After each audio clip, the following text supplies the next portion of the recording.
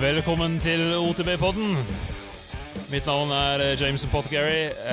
I dag jeg alene, bortsett fra å ha en gjest med meg. Og det som skikkelig kult for meg, kanskje litt kjipt for dere, det at han gjesten, han bor i Norge, han kan norsk, men han engelsk. Og så siden jeg engelsk og han engelsk, så blir det fryktelig rart å ta hele podcasten på norsk. Så we can have a good time in English. Rufus Preiss, and everyone else can try and understand what we're talking about. Absolutely, this would be brilliant. They can read the subtitles. Welcome to subtitles on a podcast. That sounds like a good idea. Yeah. Welcome to the OTB podcast. Thank you very much. I'm chuffed to be here. It's great to have you on. You're definitely one of those people that's been on my wish list to get on the podcast for a long time, but never quite got around to it. So it's great to have you here. And I can see you're sitting in your workshop. That's right, yeah. All the 17 steps from home to go out to the workshop.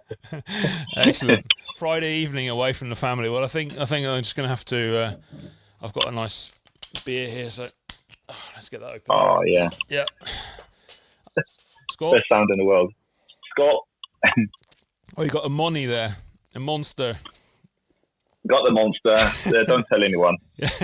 I'm over 14, so that should be okay. That's very Sam Pilgrim, right? Well, today's guest is a freeride and downhill OG enduro-pioneer, bike dad, bike mechanic, RC rock crawler nerd, maybe a little bit outspoken, but in a good way, and as likable as a cup of tea. Welcome to the podcast, as I said that already, aka TopTubes Mountain bike consulting, if that's right. Yeah, TopTubes has had a couple of names, but Mountain Bike Consulting was the one that I think after I changed it to Mountain Bike Consulting, Facebook wouldn't let me change it anymore, so that's why it's called that. But nice one. It's back in the day. I used to get the call from like people in TV if they wanted riders for something. Then I got a name for getting hold of good riders, so that's why. It became consulting. Really, yeah. Cool. Well, for those who have no idea who I'm talking to, which I'm sure there aren't very many, but give us a quick rundown. Who the hell is Rufus Preiss? Is that the right way to say it? Yeah, it's Preiss, but it's not written like English Price. No. Yeah. So kind of, I think of myself as British, and I was born in the south of England.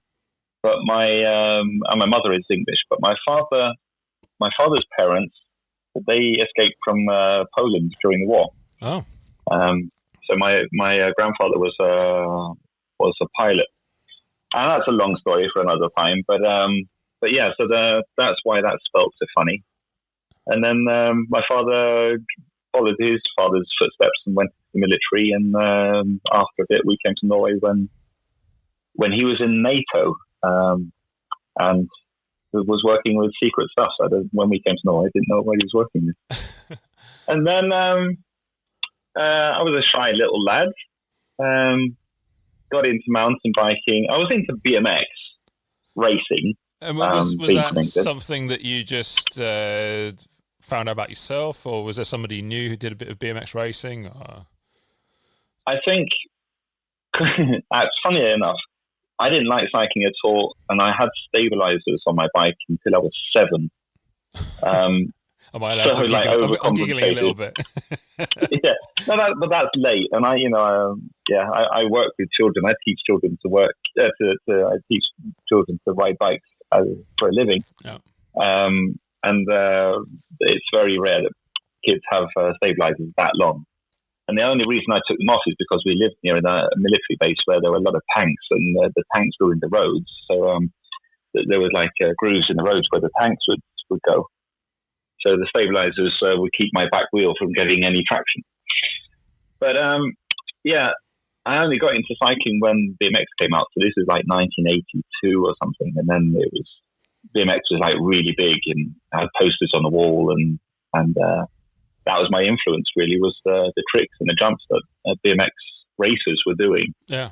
There's I think it was called freestyle, and they were doing that when they weren't racing. And it was just so rad, as we said back then. But I think that's a bit of a difference between like our generation and the generation that's growing up, because in our generation it was BMX bikes that came first, and then mountain bikes came afterwards. So for us, I would imagine most people that you speak to who were born like us, sort of mid-70s or whatever, basically started on BMX because there weren't any off-road bikes. No, and I think when I was that age, like the cool kids who were a couple of years older than me, they were like too old for BMX or something. It was almost like there was a generation shift for the kids that were like 2 years older than me when I got a BMX, because I was still in primary school, which would be barneskola. And then the kids that were in ungdomsskola, they were riding like road races, but they turned the handlebars upside down. Yeah, and if you did that, then and then they were cool, And then I didn't want skinny tires, and the BMXs came out, and it really appealed to me and the mate that I had back then. Yeah, and yellow tires and pads on the frame, and obviously I had a rally burner, which it was. I remember saying it wasn't a BMX because it was British and it was a rally burner. I was so patriotic. If anyone listening doesn't know what a rally burner is, then I can put a link up for it, because a rally burner was the shit. Yeah. It was the dog's bollocks. It was, it brings tears to my eyes. My rally burner cost £99. I remember it so well, and we bought it at a bike shop which sold bikes and used furniture. And every Saturday, my mum would go and look at the furniture, and obviously took my dad along to do that. And I'd be standing just gawping at this bright red bike with yellow tires. And it's like every Saturday for about 6 weeks. And I got it on my birthday, and I've never been happier. It's just, I remember my mum said, "You're not getting that bike if you don't take the stabilizers off." And I worked so hard to learn to ride a bike because I wanted that bike so much. Was it? And the shop gave me a poster and stickers, and Oh, wow! Was it? It wasn't one of the ones with yellow tires as well, was it? Yeah, it's like the original rally burner, the cheapest one. Yeah. So I had that, and then never looked back. I rode and rode and rode, and I get up like at 7 o'clock on a Saturday morning and just ride all day and come home for dinner. Yeah. This is back before mobile phones. You had to be, your parents didn't know where you were, so they had to trust that you did what you were supposed to do and be where you were supposed to be, and then come home for dinner or lunch or whatever. Yeah, that's like my brother and I used to do. We used to just like say to Mum, we're going in the woods, and if we said we're going in the woods, that was okay. Like the woods was safe. Yeah. I mean, the woods behind the house was massive, but it was safe. As long as you're in the woods, you looked after. I don't know, by wolves or something like that. And we would just like, either we would set fire to stuff, or we would climb up trees that were way too high, and sometimes the top would break and we'd fall down, or we would like have one jump, that was like the height of a tire, and we would literally hit that jump all day. Yeah, that was all we did, was hit that jump. And at some point we would get bored of that, and then someone would lie under the jump, and then we would hit that jump until we landed on somebody. We military kid as I was, we used to move a lot, so me and my sister would go out exploring until we sort of found friends. So we were really, my sister's 2 years older than me, and we'd take shortcuts through the forest, and the feeling of like being, I'm here. You come out of the forest and you don't know where you are until you get your bearings, and you're like near the shops or near the school or the playground or whatever. So, and and I still get that feeling, today. I go out for a bike ride and it's like, I'm here already. Yeah, I can totally relate to that. There's definitely some sort of remaining childhood fascination of just going out into the woods and just being miles away from everything. Yeah. And physically and mentally as well. Yeah, exactly. To be honest. Yeah. Just don't give a shit about bombing down the hill. Yeah. And absolutely. My wife she's grown up with like proper sports and orienteering and football is in their family, and skiing, and they go out to win stuff. They go out to train. And she doesn't get how I just go out for the hell of it. Yeah, that's so.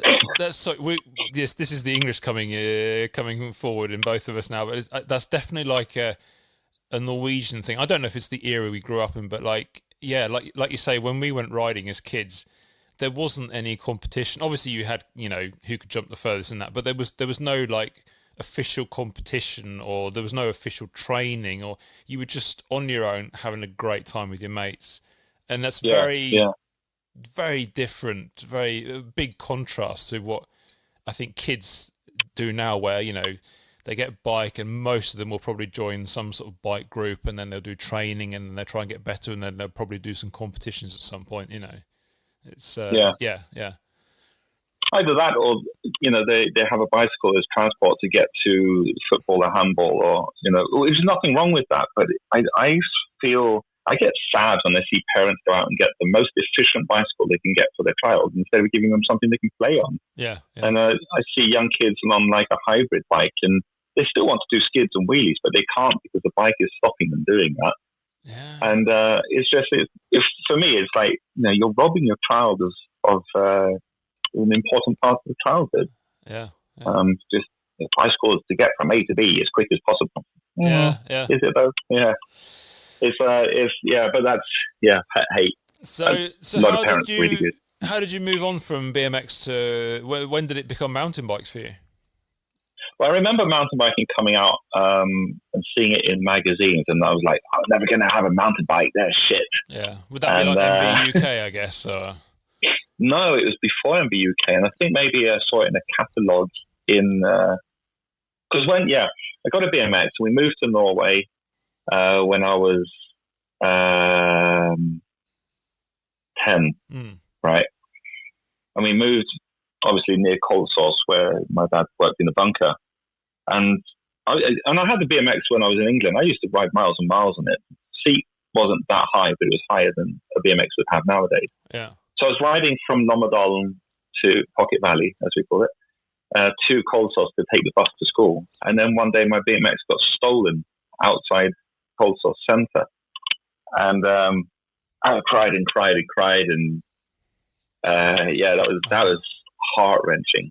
And we went out and I was bought a new BMX, but with like a pedal brake, and it was so rubbish. And I think that's around then that mountain biking, it started to like pricking up on my radar that this is maybe a cooler thing. But it's not until my father retired from the army and got a job in Norway, and we moved to Turistrand in Hønefoss or in the Ringerike.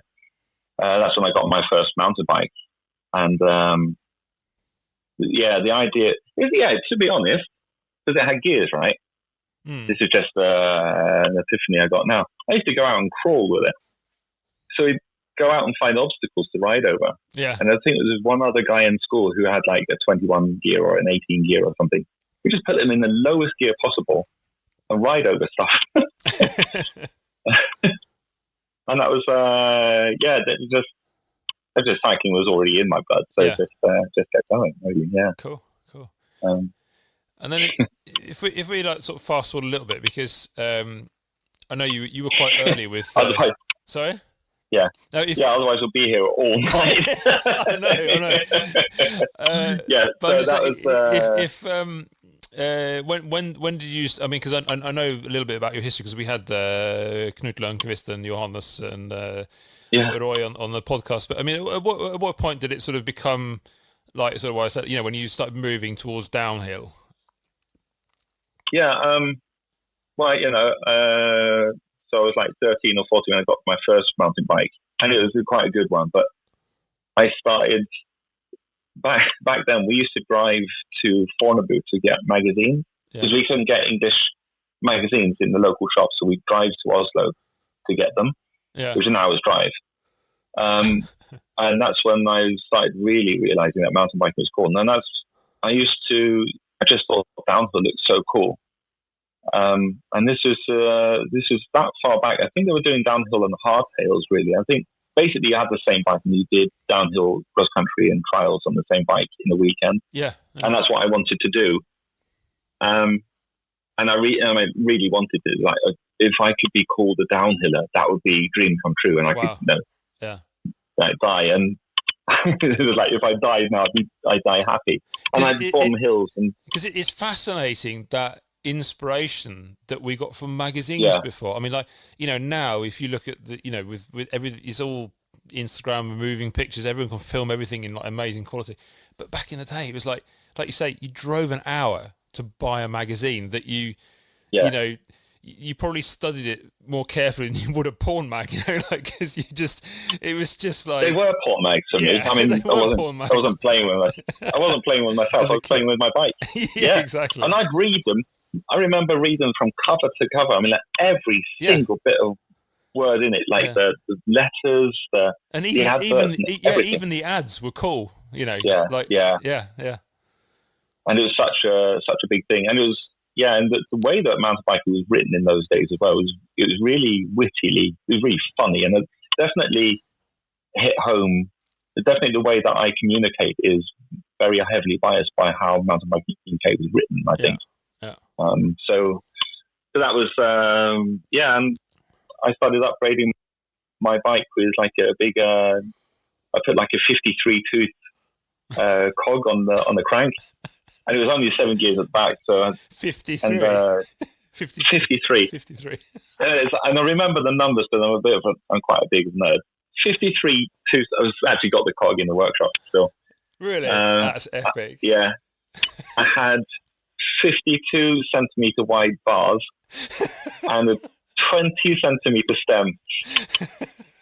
And then I remember I bought a suspension fork for that bike, and it got imported from America by the guys at Glada Hjul up in Hönfors. Big out. I really love Glada Hjul. They've done amazing work. But they imported RockShox Mag 21 for me, 55 millimeters travel. Oh my god! And I think someone said to me, "Why do you need that much travel?" That can't have had any sag on it. I can't even remember it. It was, and you had to pump it up with a football pump, or pumped needle to get any pressure in it at all. But that was the nuts. That was so cool to have that. And I met another guy, and we used to ride in the forest. I have this memory of looking behind me, this guy catching me up, and I could see his suspension fork working. And I was just like, wow, that's so cool to see. And that's, so that was, I don't know how old I was then, like 17, 18 is when I started having pocket money and doing jobs and stuff to make money to buy bike parts. But I got into downhill. I mean, I was looking at it, and then my first wage, I got a stereo so I could listen to music. My second wage, I started saving up for a proper bike, and I saved for quite a long time until I brought a ProFlex frame, 753, I think it's called. Like an elastomer rear shock, and managed to hook that up with parts. And that was like 50 millimeters travel at the front and back, up and down, and about 70 millimeters travel side to side because it was that flexy. And you just pretended to be a downhiller, basically. Oh yeah, I can see it. I've just whipped up a picture of it now. We'll have to put a link up on that as well. Yeah, it's got like a banana-shaped chainstay. Looks like sort of goes up like that.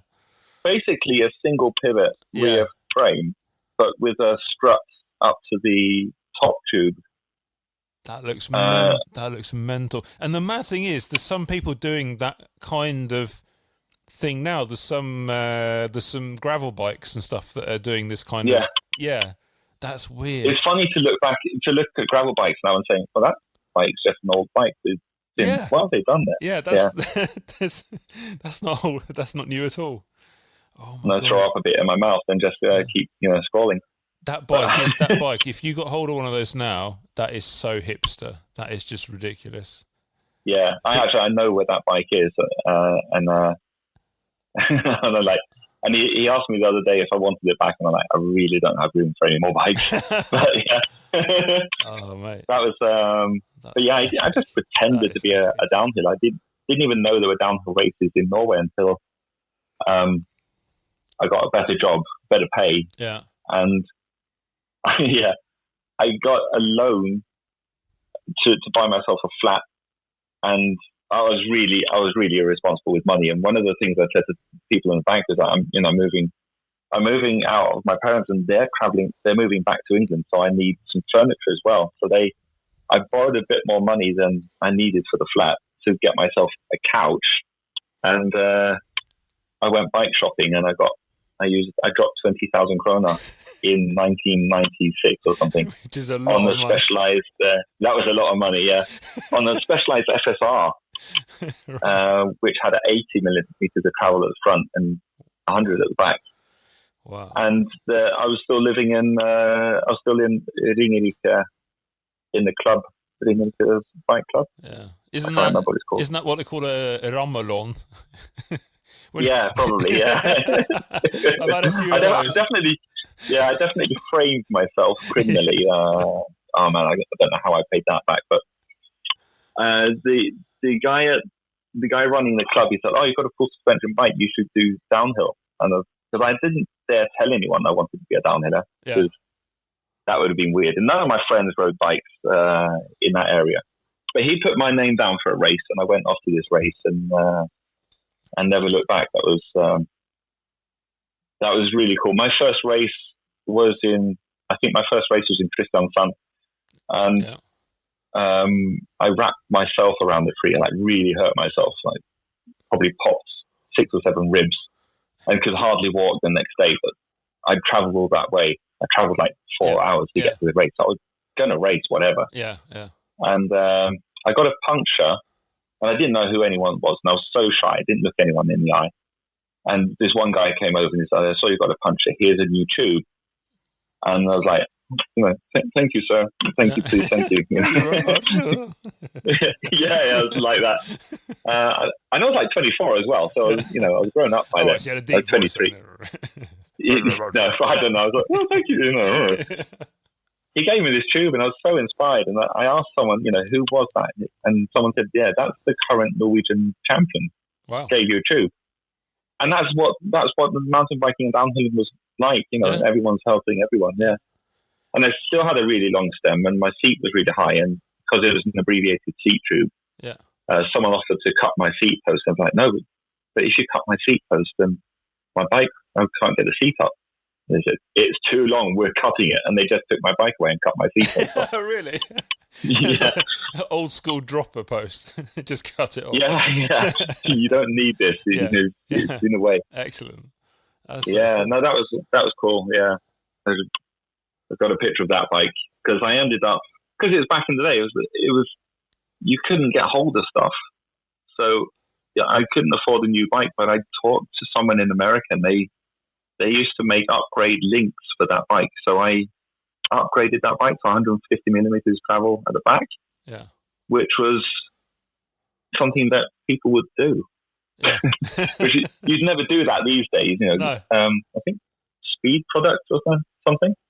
So I bought a new shock and a rear link to raise that bike to 150 millimeters of travel at the back. And was that a race that was that sort of? I remember, I've seen quite a few videos of the old school downhill races, but it's more sort of like tractor, gravel tracks and stuff. Or was it like proper trail in the woods kind of thing? Well, it must have been somewhere. You hit a tree. Yeah. Hit the tree. I hit the tree because I had this idea that the fastest way, you had to cross this little stream, and I had this idea that if I could jump across the stream, I wasn't good enough to ride. I ran out of talent, but and slipped before I even hit the jump. Or it wasn't even a jump; it was like a kind of a bunny hop, really. Yeah. And that's when I just massively hurt myself on this tree. But it was single track in those days. There weren't any built-up jumps or anything, and we were lucky if there was a lift. And when I say lift, it would be like a tractor, or you'd walk up the hill with your bike. But I still had all my gears. So in theory, I could have ridden up if I was just too lazy, really. Yeah. And yeah. So you started off with racing, but at some Yeah. point you became more free ride. Is that a right thing to say, or the correct thing to say? Yeah, I did racing for a long time. I was never any good at it, but it was just so great. It was such a cool thing to do, and it's so cool to get back to. I still didn't have any friends in Hernfors who raced or rode bikes. None of my friends did it at that time.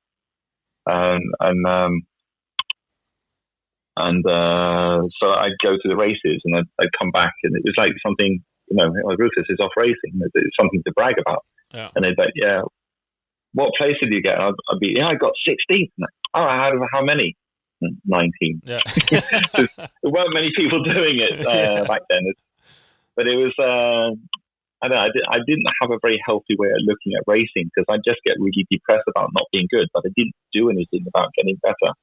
Right. So I think I was heavily inspired by Rob Warner, and that I thought that was racing, that you go out and party and then go and do a race, and if you were talented, you'd be fast. I didn't see people training to get fast. Yeah, but I think it was like that for everyone who was. I mean, I think most of the people at the top back in the day, it was talent. I mean, obviously everyone on the circuit now is talented, but I think back then there was like a certain amount that sort of, because they didn't train properly. It was not like it is now, nowhere near, and I think a lot of them. I don't know that they knew how to. There wasn't any specific training, but no. And definitely, I was competing against people like Even Estvedt and Emil Carlsen, and they trained and they worked out, and they put in a lot of work. But they were also, I think they had more time off work to do stuff like that. And right, yeah. I don't know. I didn't have anyone to ride with, so I wasn't inspired. And because obviously we didn't have YouTube, and I didn't really have TV channels really. It wasn't on TV or anything, so I would be looking at static pictures in magazines of how to do stuff. Yeah. And there'd be like a how-to in like 10 different pictures of how to do a bunny hop, and that's how you learn to do a bunny hop. You look at pictures. So it's but it's also difficult if you haven't got somebody else around you that you can kind of use as a pace man, at least, because if you ride on your own, your perception of what is fast that day can be any number of different things. So. I know myself when I go out riding is a completely different thing if I go out with like Vidar, for example, he's like a light switch, he's always on. It's like I mean, not having a pace man or not having someone else to be inspired by is quite tough. It's kind of ironic, because every time I got into like a group of people that would start riding, then I'd move for some reason, get for a better job or because.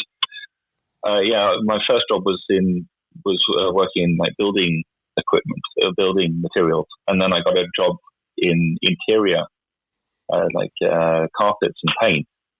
And cycling was so expensive. I was like, okay, I'm gonna apply for a job in every bike shop I know of. Yeah. And my Norwegian wasn't very good, although I speak Norwegian daily. I remember in my application I wrote that I spoke Norwegian fleet. No, I didn't say that I spoke Norwegian fleet. I said that I was fleetner in Norwegian and English. So that didn't. It just didn't mean anything. So I didn't get a job in any bike shop at all. And that was back in the day with Sykkeldelist, when that was. Yeah. Well, I haven't been there for ages, but it was like going to Jerusalem if you're religious. Yeah. Or something like that. I don't know. Yeah. Anyway, I got a job in a bike shop in Sandvika. Yeah. And I quit my job at Teppeland like that day. I got a new job. Bye. Yeah. Left. It's bikes. And like, your contract. You've got a contract that's free. I don't care. We won't pay you the rest of the month. Don't care. Yeah. I just get me to this job, and I started the next day in this bike shop, and they paid me from the till.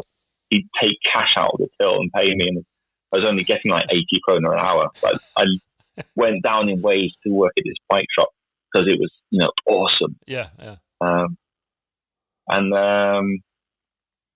then I got to know Hard Rocks were in the importers for Manitou. Yeah. And the shop sold Specialized, I think, and pace. So, and things were expensive. So I got a Manitou Expert 10 centimeter fork on my Specialized and made it a real downhill bike with 10 centimeters travel front and back before I rebuilt the rear frame to 150 and put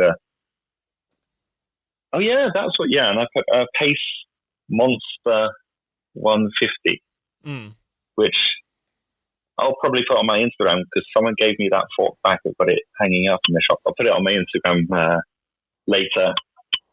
And it was all about the parts. It's a carbon fiber fork, and this is 1998, I think. That's pretty early. Yeah, it's an awesome fork. It's so old that the plastic inside is just deteriorated. So I can't, because I was going to take it apart and put it on a trail bike. It'd be cool. But it's just hung up for. Yeah, I'm not going to do that. I can't afford to do that type of thing. But yeah, because I upgraded. It all goes into one. Yeah, I was doing downhill. We were riding a Frognerseteren. Yeah. And I started riding a Frognerseteren because I was actually into motorbikes, and I went to Rudskogen and did a track day with a friend, and I was on like a Paris-Dakar motorbike, but he lent me the XX, the Blackbird. Okay. And because he worked in the motorbike shop. Anyway, I was doing these laps, and we were doing like 230 on the long straight, 230 kilometers an hour, which is scary as hell. Yeah. But if you weren't going that fast, there was kind of no point in doing it. I was really pushing myself. And the next day, I was driving home from that track day, and I stopped by Cykeldelist, and they invited, because I had a downhill bike. No, maybe I was still on the Proflex. Anyway, they invited me to go to Frognerseteren, and then I went. I drove home to Hønefoss, changed my clothes, and grabbed my bike and got on the next bus to Oslo and met up with the guys up in Frognerseteren. And 30 kilometers an hour on trails was more fun than 230 kilometers an hour. Oh, really? Wow. On a motorbike. Yeah, there was no turning back from then either. Yeah. So that was lots of big moments in my career, but it's a bit difficult because it's so long ago. I can't remember when was what. Really. But yeah. And then, so I was riding at Frognerseteren for years and years, and that's when, and I was doing downhill races for as much as possible. Yeah. And I don't know, moved from Hønefoss to Lillestrøm for some reason, and then there was a race I couldn't go to, and this was, the internet started up, and we were a lot on something called utformiljø.com. Yeah. And which is a forum, and I just invited a bunch of people that I knew weren't going. Was anyone else who couldn't go to the race? Let's have a big jump competition at Frognerseteren. Yeah. And just bring some hot dogs and some grills, and cool. We just hang out by the elk and do some jumps. Yeah. And I think I said something like it was going to cost 50 kroner to be part of the competition, and everyone put 50 kroner into a hat, and then whoever did the best jump would get the hat and all the money. And that was the incentive. And I think we were like 20 people at that first time. And one of the guys turned up. He was the importer of Azonic, so it's Anders from Dunkedalen. And he said to me that if you give me the money, I'll double its worth in parts, which he had in his car. Yeah. So I was like, 15 or 20 people turned up, put all that money in the hat. Anders took the hat down to his car and came back with a lot of stash. Wow. And everybody got prizes. Oh, and that was cool. like the first, that was the first Frognersetern Freeride Festival. FFF, yeah. Because I was going to ask, I mean, you've answered the question already, because I was going to ask, how much at that time, how much stuff was built up on those trails at Frognerseteren, jumps or drops or whatever. Was it all pretty rickety, or was it fairly... Yeah. Yeah? But it wasn't that rickety, but looking back, sketchy, I guess. It was, people understand, yeah. Yeah, it was definitely sketchy, and it was built by riders for riders, and if it didn't work, then you kicked it down and you made it again. Yeah. To be honest, I never enjoyed working on the trails, but I really enjoyed hanging out with people and maybe I don't know, maybe motivating people. I've never been that good at riding, but I can see what other people are doing wrong. Or not necessarily wrong, but I can okay, if you just do a bit more of that or do a bit more of this, then, and that gave some results to people that I could help them get over jumps, but I couldn't get over that jump myself. So I think it's quite annoying for myself, but yeah. Yeah, it's good to be a motivator and a bit of a mentor for people as well. Yeah, I started hanging out with one of my best friends, so we call him Big Eric because he's quite tall. And we started as the Associated Racing Syndicate of Europe, which is us. Yeah. I just thought that was really funny. The Associated Racing Syndicate of Europe. We wanted to be associated with the cool riders, and he's a photographer, and I just knew everyone because by then I was probably working in bikes and boards, I think, or maybe I was still at. I met him when I was working in Lillestrøm, and then I moved on to DH-ritt before going on to stiene sport, before ending up at bikes and boards. Yeah. And so I got to know everyone, and I was racing as well. So we'd invite people to do these. We doing shows as well, and then the Freeride Festival took off because we just had so much fun. So we didn't wait a year to do another festival. We did 2 more that first year. And that became, I think we did 12 festivals over 3 years. But at the end of it, there were 200 plus people. Wow. And it was a 3-day festival. Yeah. People traveling from all over the country and Sweden and stuff. And that could never work these days. It's a shame, but I'm so happy that I got to experience it. And because it was so underground and it was so low key, and everyone, because you could be part of it, you could ride along as a spectator and suddenly get points because you did a wicked wheelie or something that the judges would ride. You'd have some people. It costs the same to be part of FFF, whether you are a spectator or an athlete, or as we call them, mortals and immortals. So there was several names that turned up, and they could do all the tricks, the long wheelies and big jumps. And then there'd be other people be riding along with us, just to hang out. Yeah. But they didn't know how good they were at riding, and then they'd get noticed by the 6 of us that were in the crew that were also the judges. So we'd be hiding amongst the spectators and see that guy in the blue jacket? Actually really good. We should give him, some points. Sweet. So and then we kept on just having lots and lots and lots of prizes and giving them to as many people as possible. So that was because I guess such a vibe. I guess if you I mean, I know that they had a little quite sort of unofficial downhill competition up at Tryvann last year or the year before or something like that. But I guess if you had something on the scale that you're talking about, you just nowadays you just get shut down and caught up in red tape and all, it just wouldn't really. I don't think you could really get away with it. No, I mean, there's so many. It's probably with so many mobile phone cameras now that people would take pictures of what's going on, and it would be very easy to get a face to. Because we couldn't get permission. We tried. We talked to the Holmenkollen-vel and Frognerseteren, and talked to the Frognerseteren and the sporting fulgt, and everyone just kept passing us on to the next person. Oh, you want to do that? You should talk to them. You should talk to them.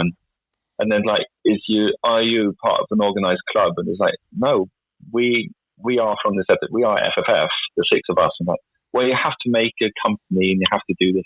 I think there's too much hassle and paperwork for us, so we didn't bother. Yeah.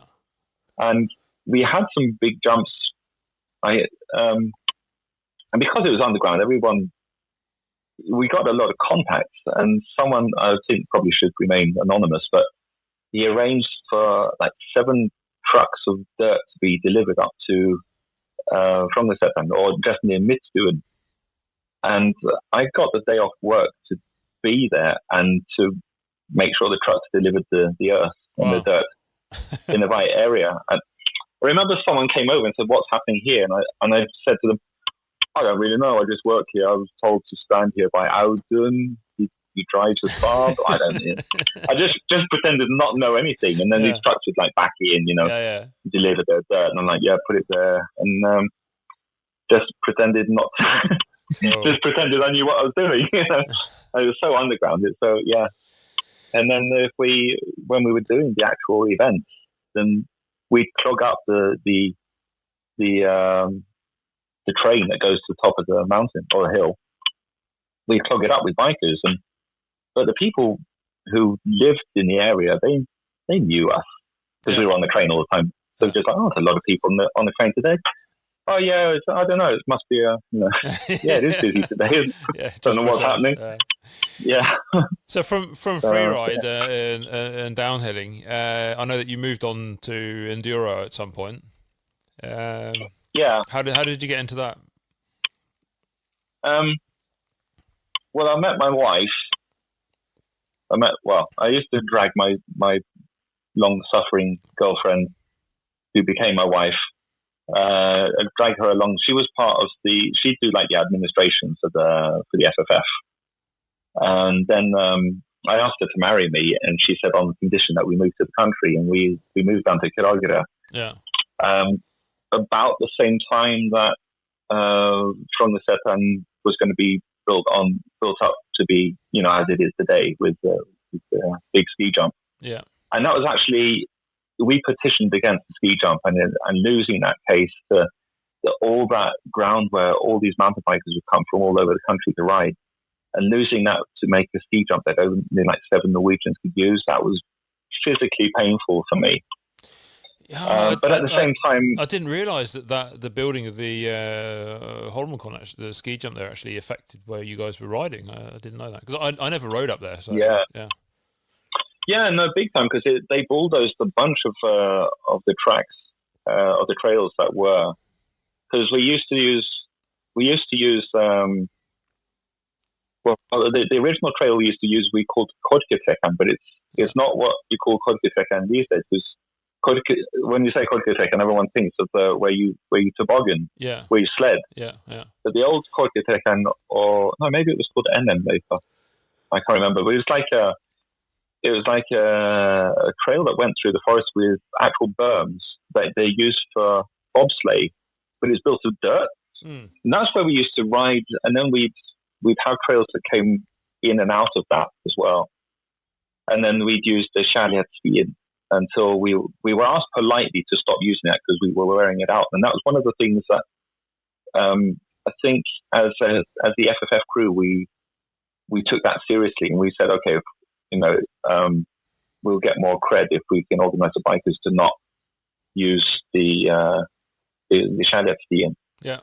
We were also, one of the important parts of FFF was the FFF spirit, as we called it, which was teaching riders how to be nice to other people.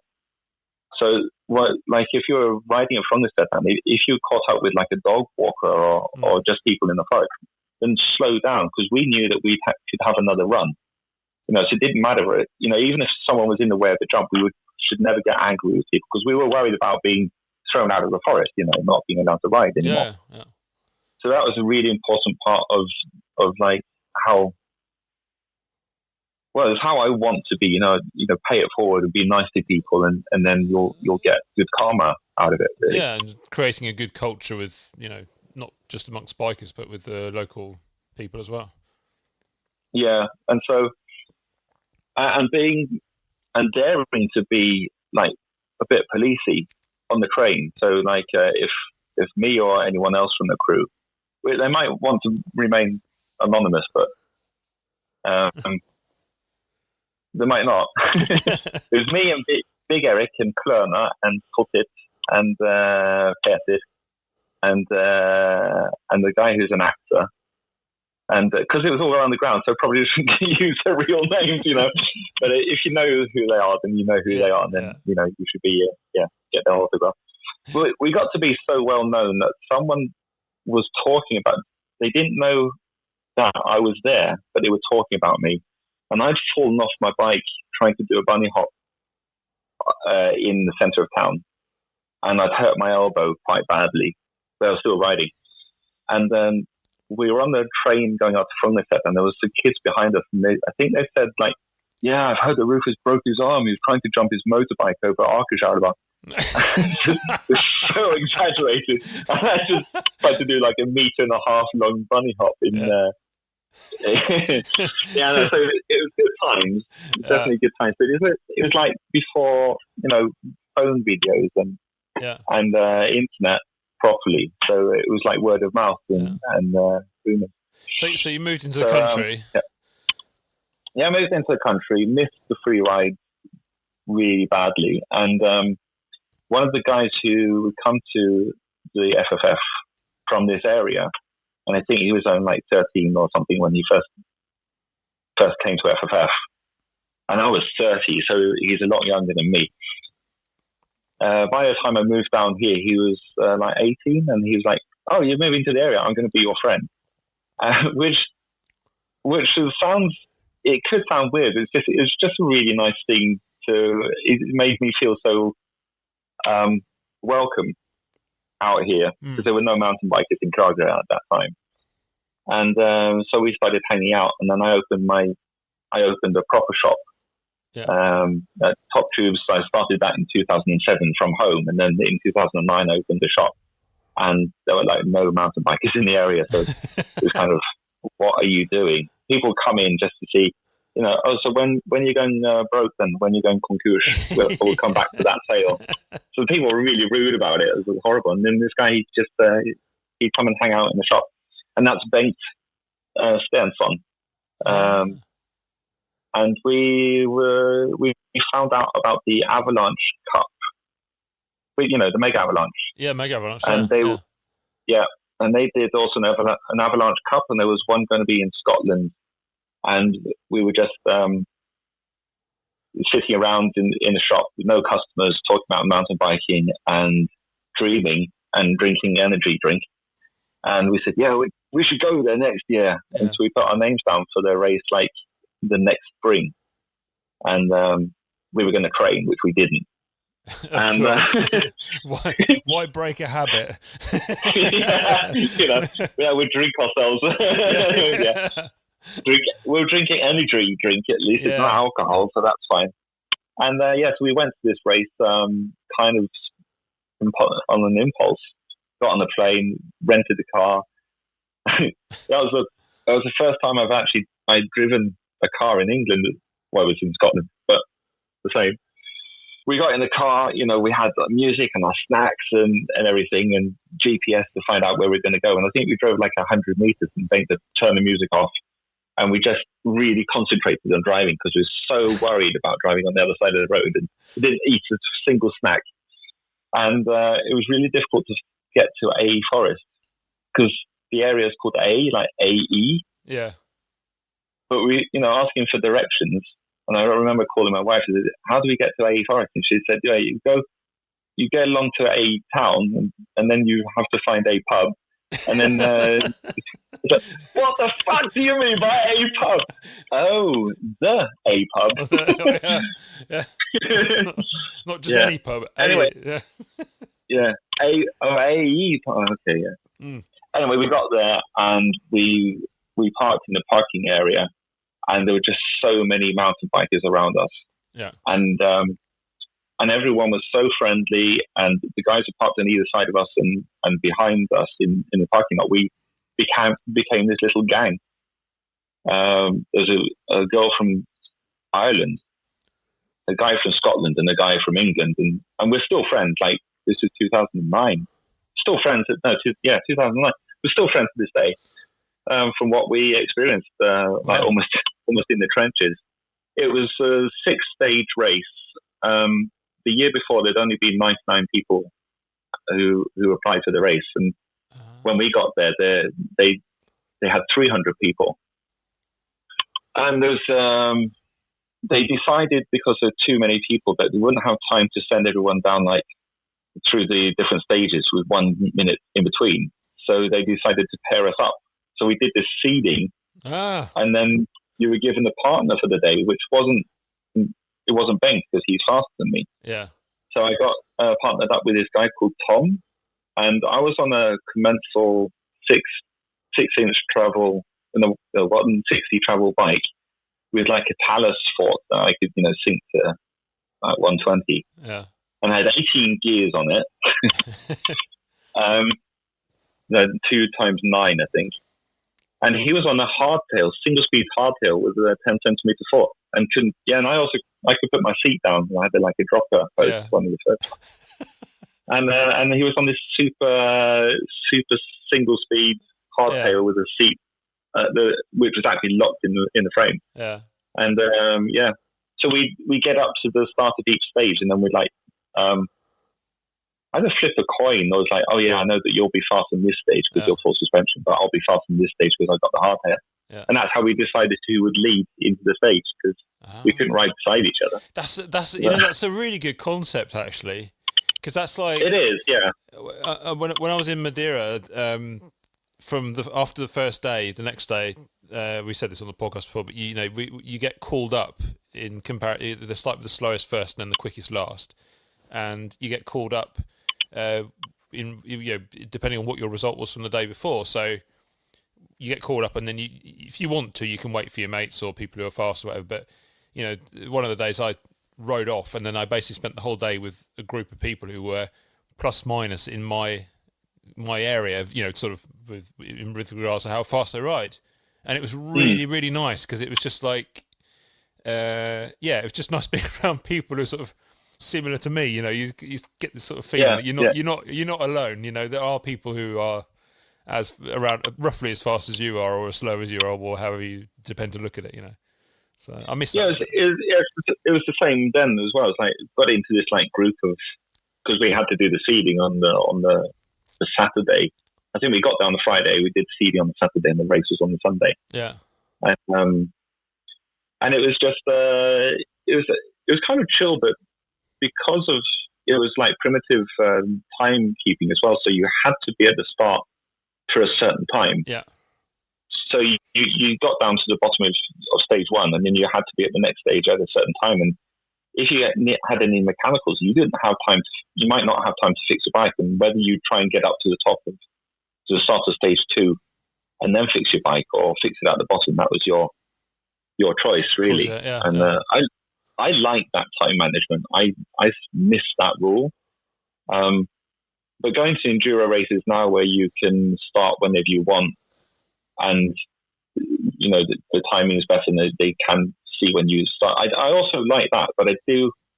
That's maybe the downhiller in me that likes the rules and the discipline of having to be somewhere at a certain time. Yeah. So we had such a great time. Me and Bengt on the plane back to Norway were like, why don't we have enduro in Norway? Yeah. And oh wow! So because I knew everyone. You got totally inspired. Everyone.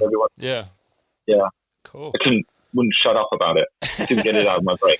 Yeah, I did. We've had a couple of people on the podcast who did mention that you came back from that trip in the UK and were, to put it mildly, quite enthusiastic about what you guys are doing. But thank God. So that's me. Yeah. Yeah. Well, I mean, I know that I did meet someone who said they'd also done some enduro in Europe. Yeah. I can't remember who it was, because I'm terrible with names. But they had done some enduro in Europe, and so they were thinking about starting it as well. And I think maybe I experienced them being like a bit pissed off with me because I was getting all this credit for starting enduro, and I was like, well, why didn't you start it? And I think that it's not. I just knew everyone. That was the thing, and the whole cool by association thing the whole associated racing syndicate thing. It was because I never felt I was any good at riding, so I just wanted to hang out with cool people. Yeah. And that turned into the enduro as well. I knew I was never going to win an enduro, but that was the type of race that I wanted to go to. And that was how the FFF was also the type of festival that I personally would have wanted to be at. Yeah. I just ended up working and stressing out about it and being totally depressed afterwards. It was just absolutely knackered. But yeah. So what was the first enduro race that you organised, or you were with the organisation? Oh, that's a good question. which I should be able to say. Well, I remember the meeting at Pepper's Pizza near, which the meeting where I invited everyone to come to inform about how enduro worked. But I don't remember the first race. No, it might have been at Nesbian. Yeah, I think probably it was Nesbian. Actually, when the guys talking about, yeah, I think rings a bell. Yeah, yeah. I think it probably was, but I can't. But I have no idea. It's for me. It's funny because it's like, oh, isn't that important then? But yeah. I don't know. It's just really cool to be part of that thing. But I also knew that living where I lived, it was very difficult to coordinate the enduro series, 80-20 as we called it. Yeah. From at home, and I was stressing out about that, and my shop wasn't going well, and Emily got born, and life was very hectic, and to not be able to go to the races, I might not have even been at the first race, something like that. But I totally trusted the people that were doing the different races, and I totally wanted them to have their own spin and own personality at the different races. And then the results were sent to me, and I'd be sitting at my computer in the cellar in my house, just so jealous, such a bad mood because I wasn't at the races. Because I met you at first time I met you was at Nesbian in 2015. At Nesbian right. Enduro. That was the first time I met you. I think on stage one you admitted when we got down that you'd actually stopped and had a little break on the way down, and then because that was the stage that I think I rode it. I think the winning time was like 11 minutes. I did like 16 or something, and it was just crazy long. And I got because it took such a long time. I think we rode up like for 45 minutes, and then we had to carry the bikes up. And by the time we were up, it was snowing. Yeah, it was snowing at the top. That's right. And it got so cold, and then rode down the hill, and it was so bumpy, and my bike wasn't working. And I met a friend who was sat by the side, and she was in tears, and I was almost in tears, and they were like, "Why are we doing this?" And I thought, I'm giving up. I'm just going to ride down for the fun of it. But I didn't realise that everyone else was having a bad time. I just thought that was me because I'm shit and no one else is shit. I'm the only shit person. Yeah, exactly. Yeah. That was my first ever enduro race. I'd sent a message to Knut Lundqvist and said, I fancy trying an enduro race. Which one should I do? And he's, you should do Nesbian. And it was like, cheers. I'd only been riding properly, like, enduro style for possibly 2 years or something like that. It wasn't very long anyway. I was so out of my depth, and I just remember I met you, I had a chat with you and stuff, and I was there with Christopher Kondrup, and it just felt really, like you say, it just felt really good to actually speak to someone else who was also having a shit day. And actually after that first run where I realised I wasn't going to win, I didn't have some sort of pro talent that I didn't know about. It was just like, okay, you're going to be really, really far down on the results list, so priority maybe try and not come last and just have a good time. And after that, it was great. It was hard. It was a 2-day race, but it was because it was a 2-day race, and I think day 2 was a lot more fun because I think a lot of us went into that that mindset that you're talking about. I just fucking relaxed. And I just got used to it. I mean, because then we had there was you always started in the same sequence of people, on both days. And there was like behind me that I had like Anders Samne, I had Jørgen Tollefsrud and 2 or 3 others who were like really fast riders.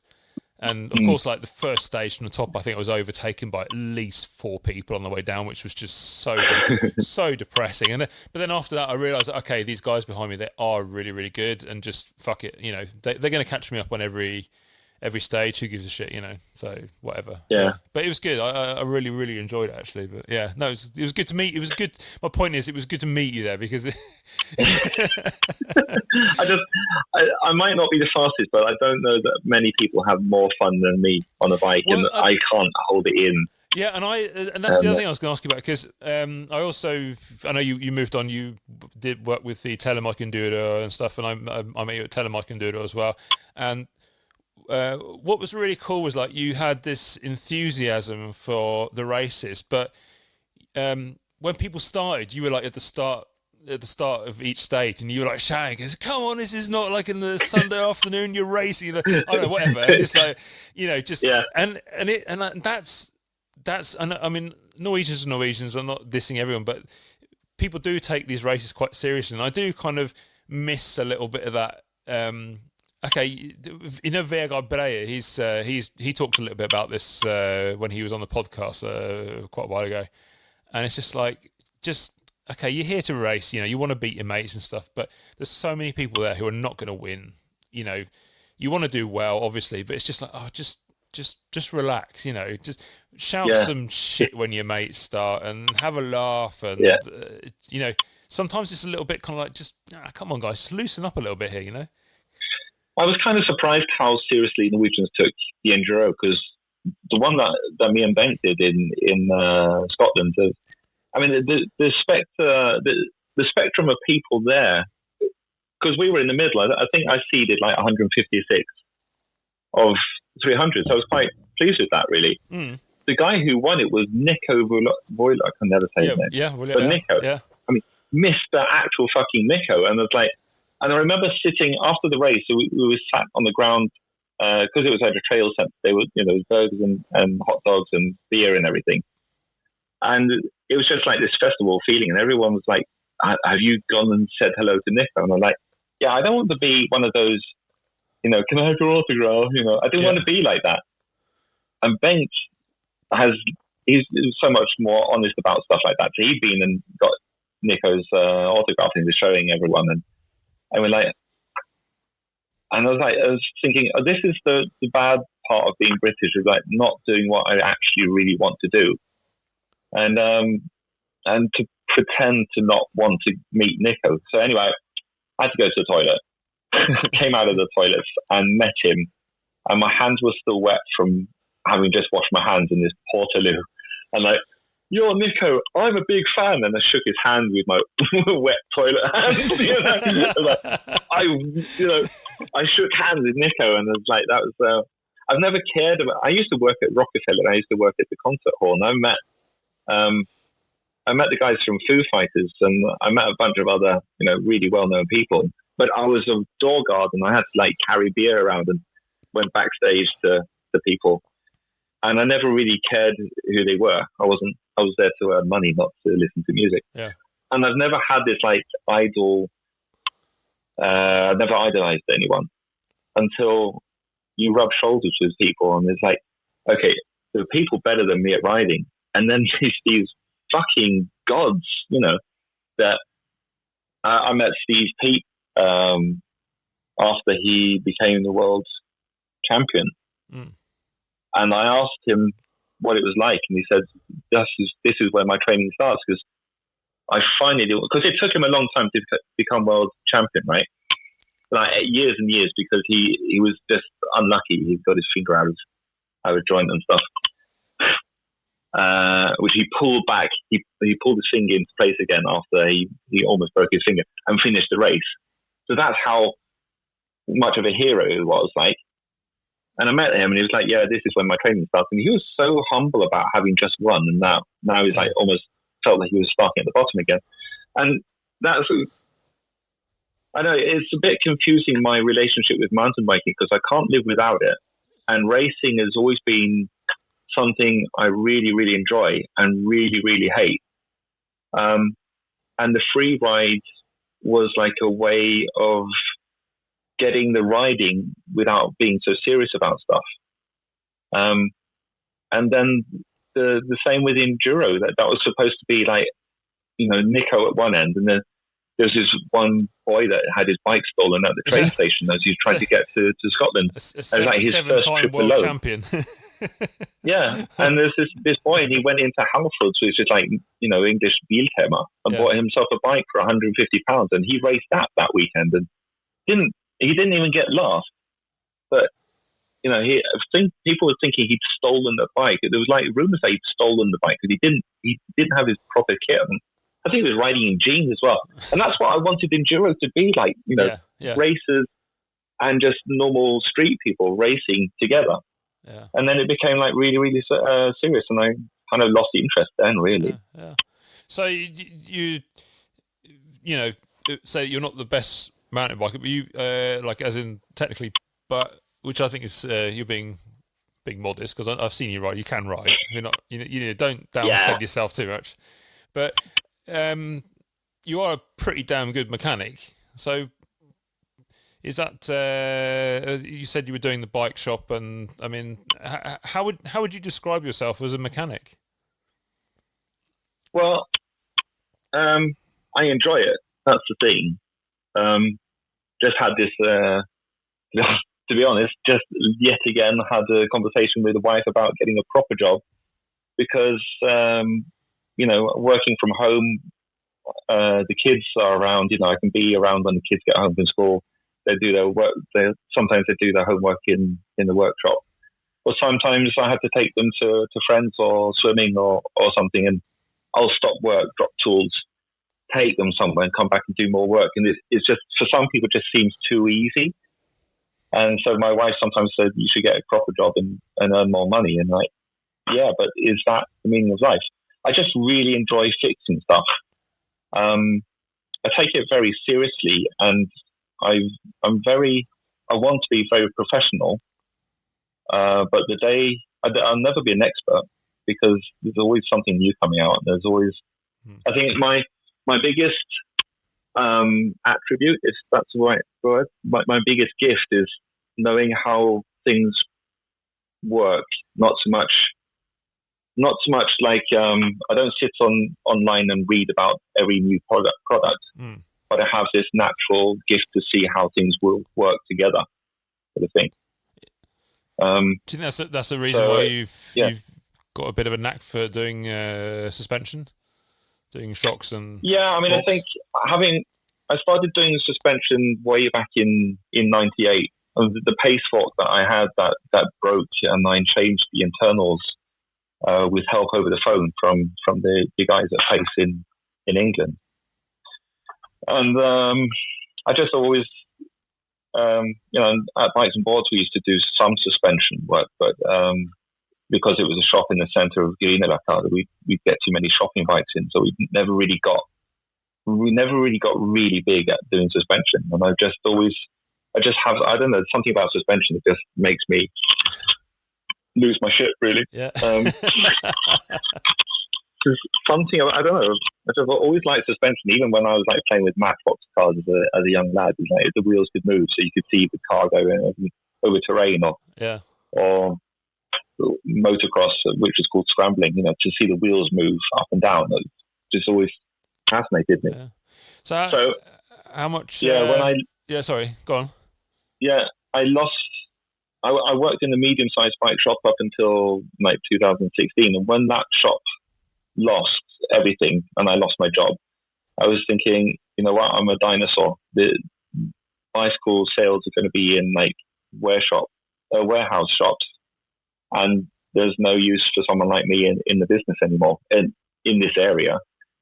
And I started looking for a proper job, but while I was looking at proper jobs, I cleared out a workshop in the back of my garage, where there was an apartment in the back of the garage in the house that we bought, which hadn't been used. And I started making a workshop there, and then customers started to find me.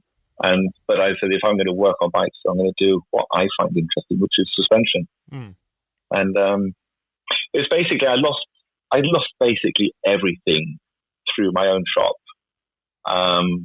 And like lost all my money, lost, my savings.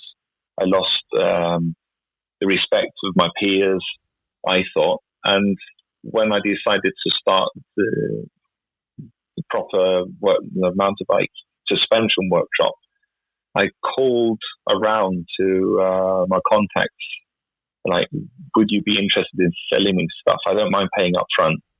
And one of my contacts at denne, he said, your money is as green as anyone else's. And of course we'll work together. And and then the guys at Fox and the guys at Rock Shops, they liked the idea. So, but did you? Here I am today. I mean, it sounds like it was pretty heavy when you lose everything, financially.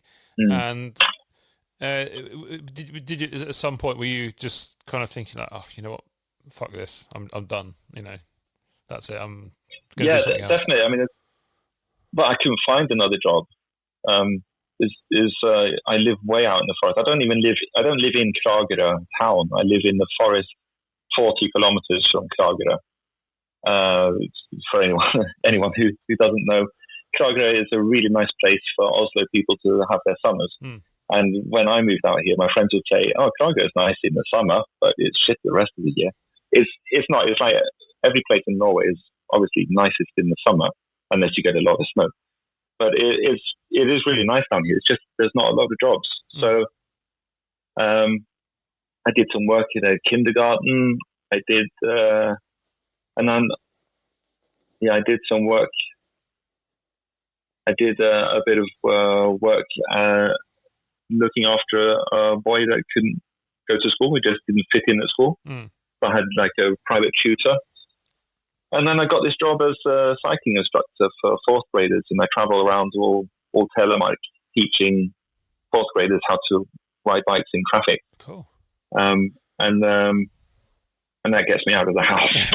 But that's only like 3 months a year, really, and the rest of the time I'm in my workshop. Yeah. Was it the year before last? Because you came down here, I remember, in that yellow Porsche, which changed my life. Which isn't mine. I just have to say it was a work car where I was working before. I didn't know that. Cars. Yeah, you didn't. Yeah, I must have seen it. Cause I still work as a car journalist, and just by chance I had a 911 Carrera 4S. It was the yellow one, which it was exactly the car that was used in the Exit series, the first one. I checked the number plate. Really? It was actually that car. And such a beautiful machine. And I really wanted to drive down to you and in that car because it's a long drive, and I thought, well, I can test it on the way down and stuff. But I wasn't sure if you could get a full suspension bike in it. And I found that you can't get anything else in it. You can't even get a passenger, but you can get a full suspension 29er in a Porsche 911.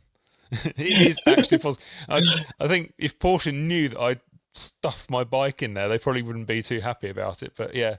And we went out for a little drive. What happened when we went for a little drive, Rufus? Just a bit of a digression. I mean, I'll tell you something else, which is a real mirror into my soul. When I met you before you got to my house, got to my workshop, and I just finished my work day with at some school, and I was just majorly pissed off. It had been a shit day. The kids were not great. Kids aren't.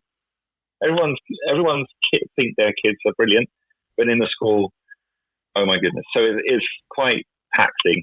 Yeah. And I have an assistant. I was dropping him off, so he was going to go home, and we saw this bright yellow Porsche, and we like, look at that cunt in his dad's car. And we were so jealous. We were just having such a shit day, and we just unloaded. I was sitting in my car, just unloaded on this cunt with a nice car. I'm never going to have anything like that. And I bet it's his dad's car. And you got out of it and you waved and like, oh, it's Jameson. And I went completely 180 degrees, like from look at that cunt to, oh, that's good, it's really nice. And there's a biker, and I walked over to the car and can I sit in it? And I was like 7 years old. But, I'm sitting in a Porsche. And I say Porsche, not Porsche, which is, So anyway, and you came... and I had a brand new bike rack on the car. And I remember you passed me on the motorway to get down. Driving was another hour to get to my house. And I think you went past, the speed limit was 110 there. So you're obviously doing 110. Yeah, maybe 111. Oh, that's right. Yeah, it was 100. Yeah, because I remember you saying there's 1 kilometer difference on the Porsche because of the winter tires. Anyway, almost blew the bike off the top of my car. I think that was the thing. Anyway, I got down and we worked on the bike, and then we went for a bike ride. And I remember coming back and I was on my orange bike, and already, we went for a little bike ride, and I asked if I could take a picture of my bike with that car. And I realized, and I knew by then it wasn't your car, so was it okay if I took a picture of the bike with the car? And you said, yeah, and you leaned my bike against this, I don't know, 50 million. What's the car worth? I think it was about 1.8 or million or something like that. I don't know, something like that. Yeah. And I was like, Stupid don't lean the bike against the car. The bike's dirty. yeah. And then I think I asked you if you could take me for a little drive. Yeah. You went a bit and I felt so silly about asking. Yeah. I was car sick for 3 days after that. And you're not a bad driver, but when you did the launch, I think you did a launch to stop again, from stop to stop. Yeah. And I was going to film it, and I got so car sick from that. I think I asked you to drive me home again because I felt terrible. I didn't film it either because the acceleration knocked my camera. I just filmed the ceiling in the car, and then you stopped again. I was like, my stomach said no. I was like considering walking home. Yeah, that was that bad. It's a good digression. It was a good day. But so it also gives me a good segue. You mentioned your orange bike we went riding, and that gets us onto orange bikes.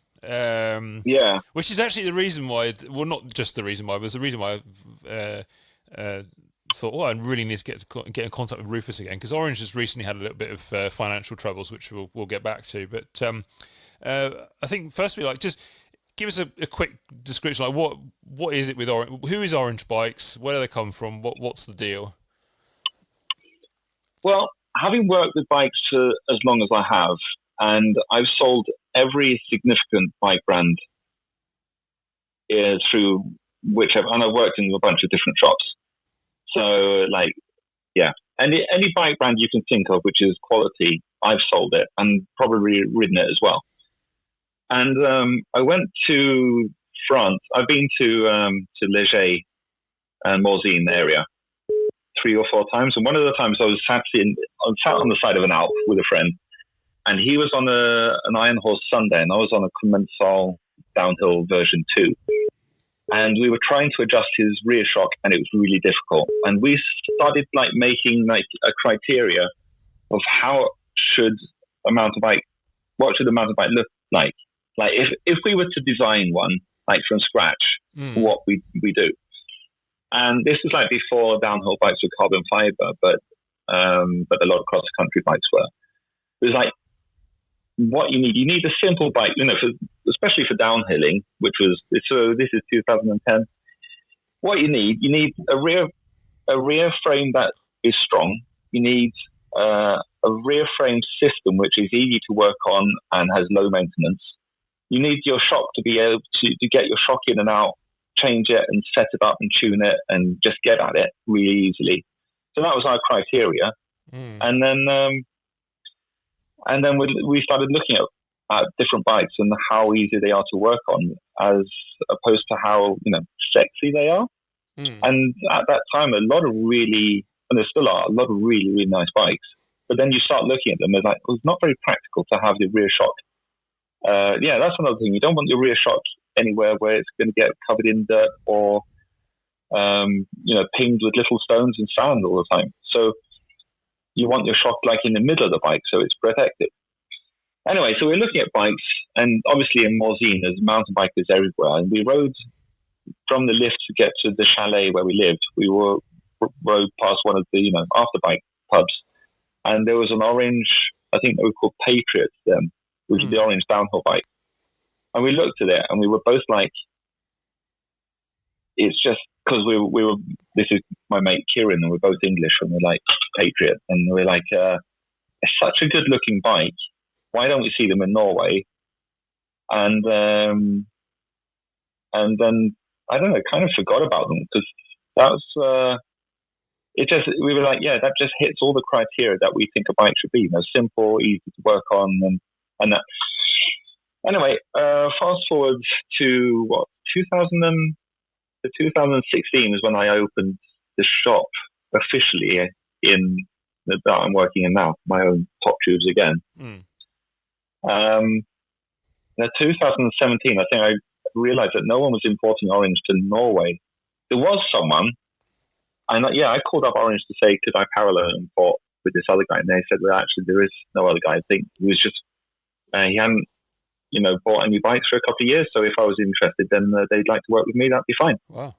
I think one of the things that was funny was that he said, I'm just going to put the phone down. I've got to get the kettle has just boiled, and he was making himself a cup of tea, and it was so British. And I was just like, oh, this is so cool. Yeah, perfect. Yeah. It's got a brew on. I'm sorry, I'm full of digressions. I just raced the World Championships, and obviously I'm never going to stop bragging about that. The Masters World Championships downhill. And when I did that, because I'd lost everything, I didn't have a bike, and I was going to race that on the trail bike I had, which was an aluminium Santa Cruz Bronson. Yeah. Which me and my wife, she realized that my mental health and having a decent bicycle are definitely highly connected. So we used some of our savings for me to get a cheap bike, and I was going to race the downhill on that. And the guys at Da Vinci, they got in touch, and they wanted to know if I wanted to borrow a Da Vinci Wilson for the season. So I was on the Da Vinci, and I ended up getting earned a bit more money, and I paid to the Da Vinci Wilson, and I got a Da Vinci Spartan trail bike as well, which I love those two bikes to pieces. But the geometry was getting dated, and I realized that if I wanted to get a new bike, then I should stop looking at carbon fiber and start looking at aluminium. And that's when I started looking around, and that's when I got in touch with Orange and realized that for the same price of one carbon fiber trail bike, I could get a full suspension and a hardtail from Orange. Yeah. And that's when I sort of got in touch and got my first. I kind of bought two bikes as a test, really, because they weren't getting good tests. Yeah, because I remember when you started, you decided to start bringing them in, and you put some stuff up on social media and so on. And it was kind of a brand that I knew about when I was younger, and I did after I finished BMXing, like you, I started mountain biking, and Orange was like one of those makes that you just saw in a magazine. Where I lived in the sort of the not far from Surrey, where Brendan Fairclough and Ollie Wilkins come from and stuff. Oh right, yeah. A bit further out, people didn't have Orange bikes. It was the only bike shop we really had was Halford, so it was like they had Rally, and there was some make called Stratton, and there was like Apollo, and just some weird kind of English makes that were probably just frames that were just rebranded from something else. But no, Orange, like, oh my God, an Orange bike, that was just like, oh wow, and then so I'd kind of forgotten about them a bit, and then I heard that Guy Martin, the mental road biking guy, he rides a lot of Orange bikes. And I just had to deal with Orange. Yeah, exactly. And then you started taking them, and I was like, wow, they're still there, It's weird because I knew about Orange from way back when they were when mountain biking in the UK was mostly black and white. Yeah. God, I'm old. And there was that's all black and white magazines. Black and white magazines. Jesus, is that older than TV? Telly? We won't do the maths, but I'm up there. But yeah, Orange has always been there, and then obviously reading all the magazines, Steve Pete was on Orange, Missy Giove was on Orange. Yeah, and Greg Minnaar as well. Yeah, that's like wow. Yeah. And like everyone who is everyone. Mick Hanna as well. Weren't the Athertons on them before they were on? Probably, yeah. A lot of people have been by Orange, definitely. Yeah. Yeah, and as you say, they were so difficult to get a hold of. And like seeing that one in France that time was like, wow, I've actually seen one in the flesh, sort of thing. But when I started looking at them, I do research when I'm interested in something. If I don't know, then I'll look it up and Google it. And so I was reading all these tests about Orange, So I talked to them first. I got the prices, and I thought, well, this is something I actually can sell.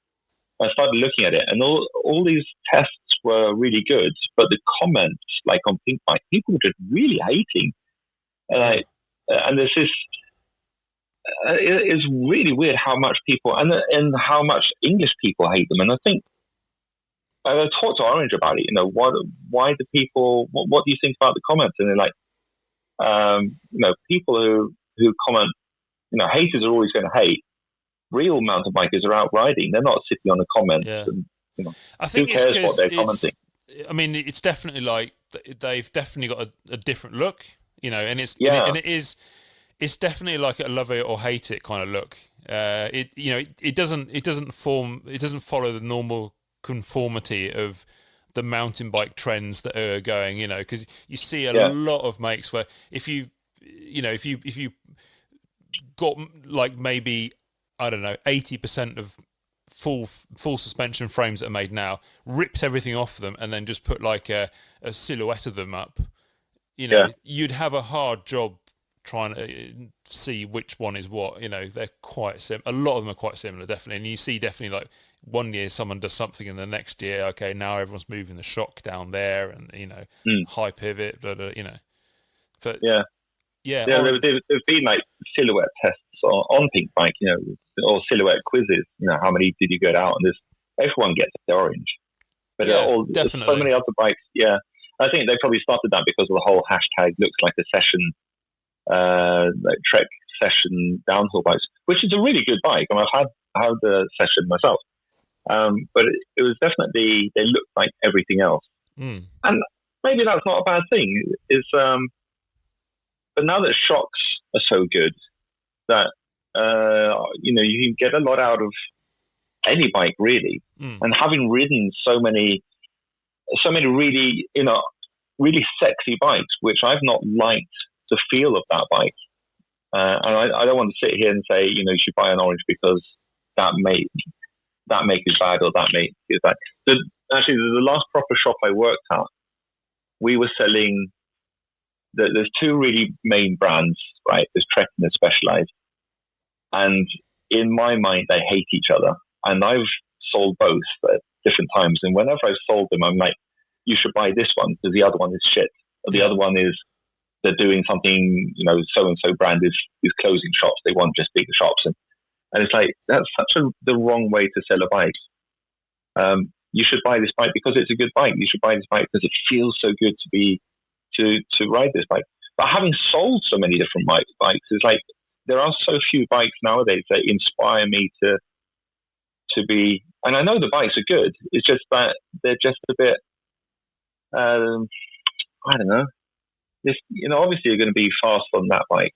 It's a great bike. Why wouldn't you be fast? But it doesn't matter what the brand is. And as you say, trends. There's not a lot of innovation anymore. It's just increment changes in steering angles, and then getting the shock in there, and then the all-important bottle cage has to fit. So move the shock out of the way to get the bottle cage in. And then people are lapping this up. And that's one of the things I write on Pink Bike, that so-and-so bike is rubbish because there's no bottle holder there. And it's like, but I'm so old that, from downhill, the free ride part of downhill was basically riding a downhill bike, but with your camelback on your back. You didn't want any extra stuff on your bike because you wanted your bike to be as light as possible. Yeah. And this new trend to have like a glove compartment on your bike for your banana and your tools and stashing different types of tools on it. It just makes your bike heavy. I don't understand that. No. But I wouldn't want a bottle holder on my bike anyway. But tell us a little about the single pivot. Because obviously there's some advantages to it. Obviously, fewer bearings, less maintenance, and it also gives a more sort of consistent suspension characteristics. Is that maybe one of the? You've had a Da Vinci and you've had an Orange. How does it feel? Well, what I liked about the Da Vinci was how playful it was, and several of the other bikes I've ridden. But the problem with selling a Da Vinci is like it's just another carbon fiber. Well, at that time, it was just another carbon fiber competitor of Santa Cruz, really. So everyone wanted Santa Cruz at that time. So why would they buy anything else? And that's around that time that mountain bike was really sort of taking off again.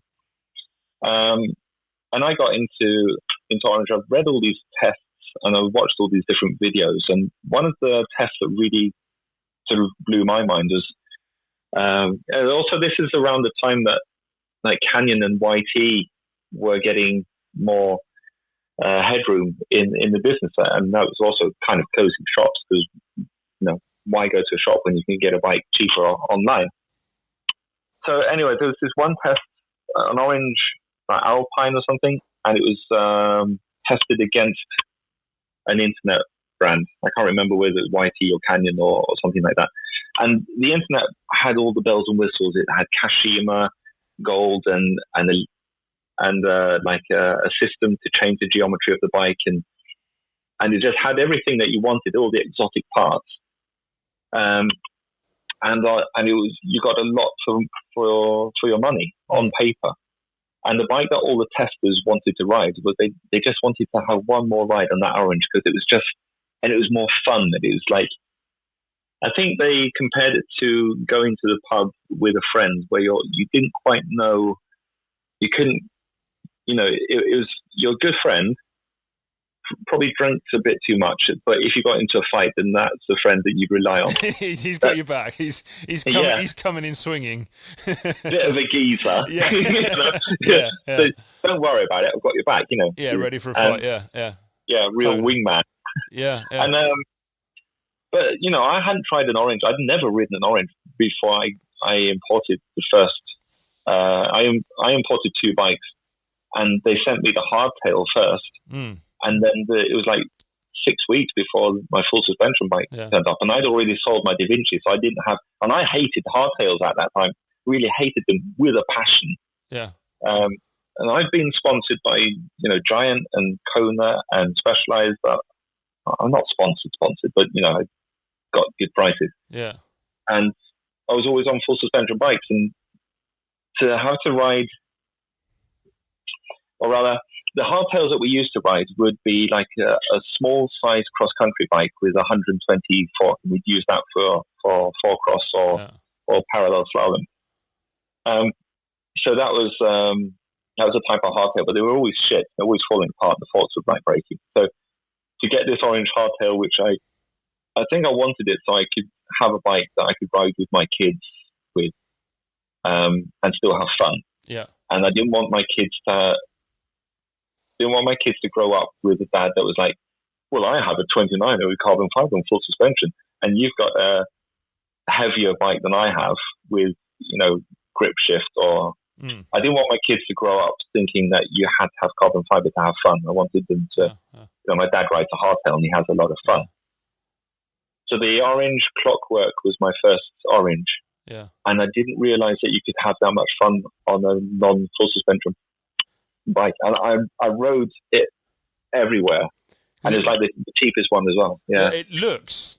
I mean, the orange hardtail. It looks great. Is it steel or aluminium frame?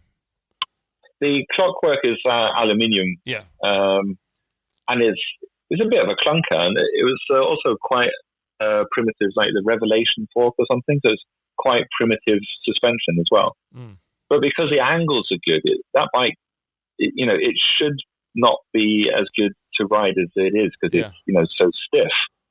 But I was having so much fun in the forest and, really getting back to my roots. And I've become this big hardtail ambassador that I think everyone should have a hardtail as well as a full suspension.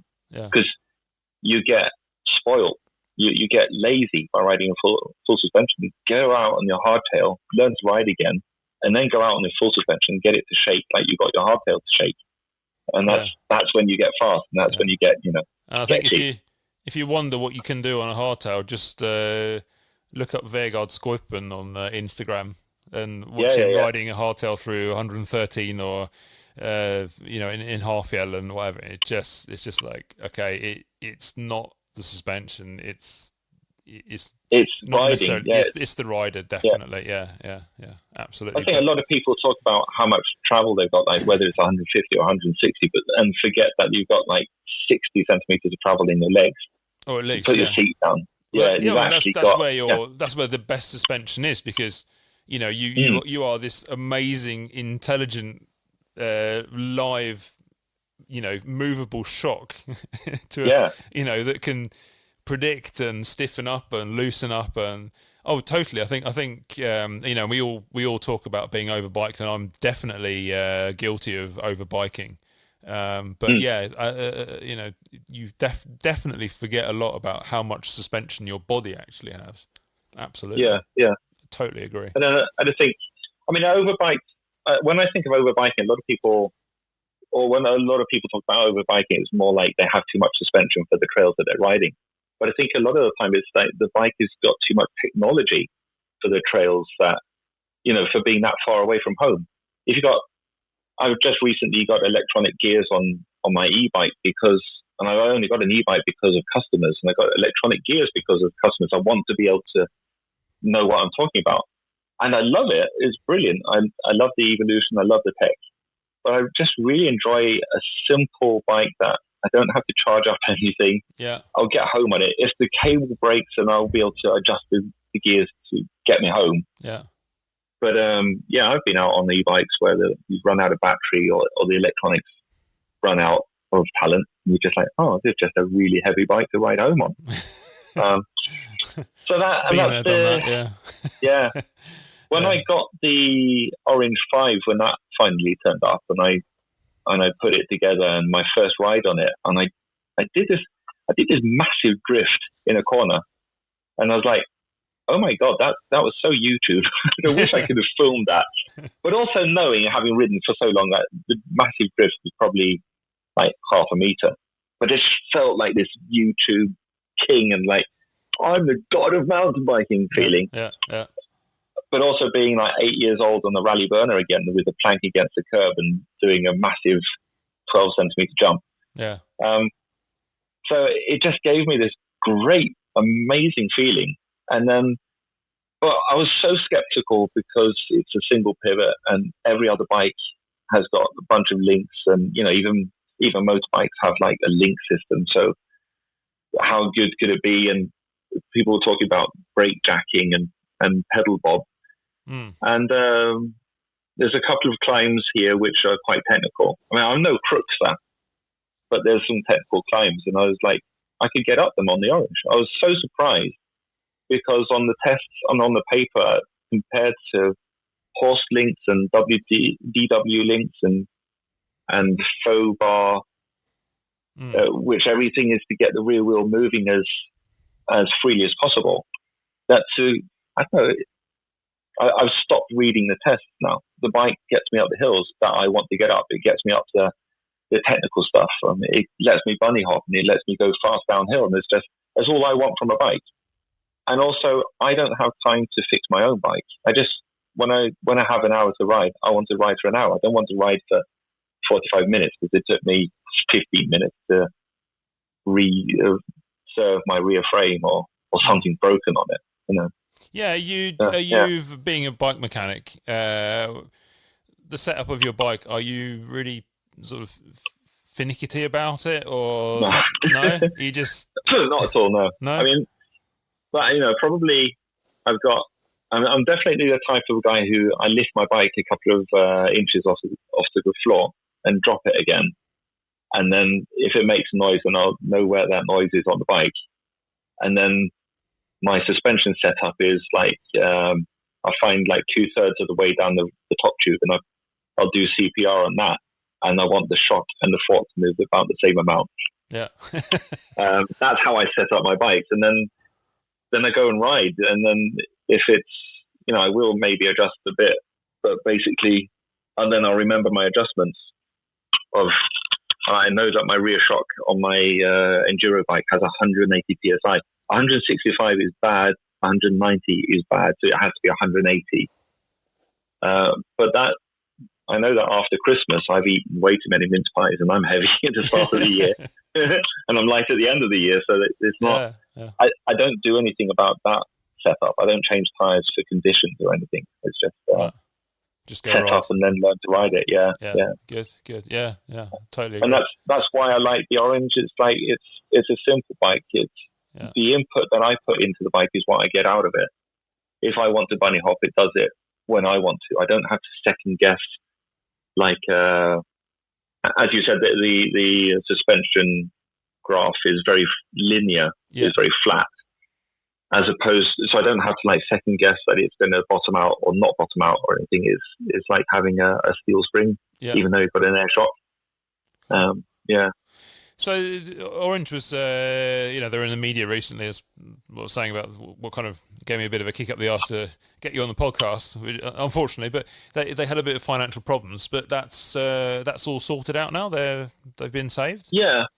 Well, in Norwegian we say going konkurs. And I think I don't really know because I've never worked in England, but there are like things in place so you don't go konkurs like in Norway with like a business will suddenly go out of the business. In England, it seems that you have to go into administration, which is basically you start talking to like a lawyer company or solicitor company that goes in and they start looking at your books and to save your business before you actually go broke or konkurs. Oh, okay. So that's what happens. They go into administration. It just means that they realize that they needed help, so they got help. So it was a bit unfortunate that the amount of hate that Orange already gets, and I don't really know where all this hate comes from. I think it's maybe because England's so small, but also so big, like you were saying in Surrey, people wouldn't have an Orange. Probably because it's a northerner bike, it's from Newcastle as opposed to the South England where you and I are from. English people are a bit funny like that. Yeah. But as soon as you get outside the country, it's an English bike, not a northerner bike sort of thing. Yeah. I remember it was like that with car manufacturers back in the day when England was a big producer of cars. It was, people would buy the car based on where it was built, not what the car was. Yeah. My dad was into cars, and he'd like, So very English, yeah. So anyway, they went into administration. A lot of hate was, I was reading comments. I don't know why I do this, but I was reading comments. There's one comment I read on Pink Bike was like, well, they make bikes that no one actually wants, so I don't know why they bother. And there's this whole sounds like a filing cabinet full of spanners pushed down a set of stairs. That's so pinky, is that? So pinky. Yeah. So hater, Yeah. But when you start, and that's the thing, is you take a step back from whatever you're doing and look at it, right? And if you want the lightest possible, or the shortest point, the shortest line between points is going to be a straight line. And the straight line is going to be, if it's shortest, it's also going to use the least amount of material. And so when people say like an Orange bike, they're so squared off or they're so straight, it's like, that's the easiest way to make a strong construction. Use straight lines. Yeah. Why use wavy lines? So you can use straight lines, unless it's a wheel, obviously. So straight lines there. They use an elevated seat stay, elevated chain stay, which is also a good thing. The chain is not going to hit your chain stay. It's not going to make a lot of noise there. So I don't know where the people are saying, these are noisy bikes. They're not. It annoys me, and I shouldn't read the comments, but I don't know. They're different, and I think that maybe threatens a lot of people. Yeah. It's important to me working at TopTubes. I don't write that much about Orange bikes on my main TopTubes Instagram because that's all about shocks, and I'll work on any bike. And I've said it a million times. Basically, any bike made after 2020 is a really good bike. But I sell Orange because they dare to be different, they dare to be simple, and they work really well. And I compare them to Porsche with the engine at the back. It's not the best idea, but they work really, really well. Porsche's brilliant cars. Yeah. Unless I'm driving and you're sitting as a passenger and then you get sick. I still love a Porsche. it infuses me. Cool. But yeah, they went into administration. I don't know why. I didn't really see it coming. I was actually working, trying to get a couple of Norwegian athletes on Orange. And then Orange put out that they were stopping the factory team. And I was honest with these two athletes that, maybe go and this is probably not the time to change from the sponsor you already have, to be honest. But I mean, that would have been again, that's, cool. It's not just Orange that have cut out their enduro teams and downhill teams and so on. This year, a lot of major sponsors, major bike manufacturers have pulled out of both enduro and or downhill. Yeah, and I think that the trouble that Orange were in was probably just pales in comparison to some of the major brands, because Orange, they produce bikes in England, so they produce basically by order. When I order a bike from them, it can take 6 weeks for the bike to be built before it gets shipped to me, so that it can take quite a long time to get that dream bike in. It's worth waiting for, and there's not. I'd love to be able to have like several Oranges in store, but whichever bike I'd have in would probably be the wrong color that you would want, or the wrong size. So they shouldn't really have that much problems. And I know that the factory that they had, was owned by an aluminium producer. It's like they brought or they made aluminium, and then that company made aluminium sheets, which got basically bent into the shapes that Orange welds together and makes the frames out of.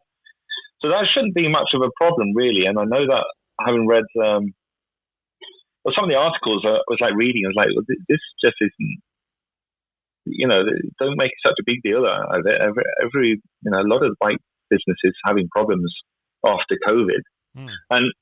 And what is the reason that bike businesses, I think everything exploded in COVID because it's one of the things that you could actually do, which was safe. So mountain biking exploded because of that. And then that ship got stuck in the Suez Canal, which put pressure on production. So a lot of bike businesses they made even more bikes and shipped them a different way. And so there's just so many containers on that ship. It's just, I can't get my mind around it. And then, and I don't know, it's like these big brands that they use like 3 years to get enough bikes to put on the market. So yeah, they went into administration. I think they streamlined the business. It turns out now that they've got everything under one roof. So production and storage and offices, sales and everything is all in one building now. Yeah. So that should save a lot on time and money. So that's a good thing. Cool. Well, it's good to hear that they're still going. Obviously being English, have a bit of a having looked at them in magazines and whatever. It's nice to see they're still around. Gonna have to move on a bit. Got some questions here. Awesome. That have come in. Just give me 2 seconds here because I've got a daughter who is trying to call me while I'm making a podcast. We're back. Right. If you could go back and give a young Rufus advice, what would that be?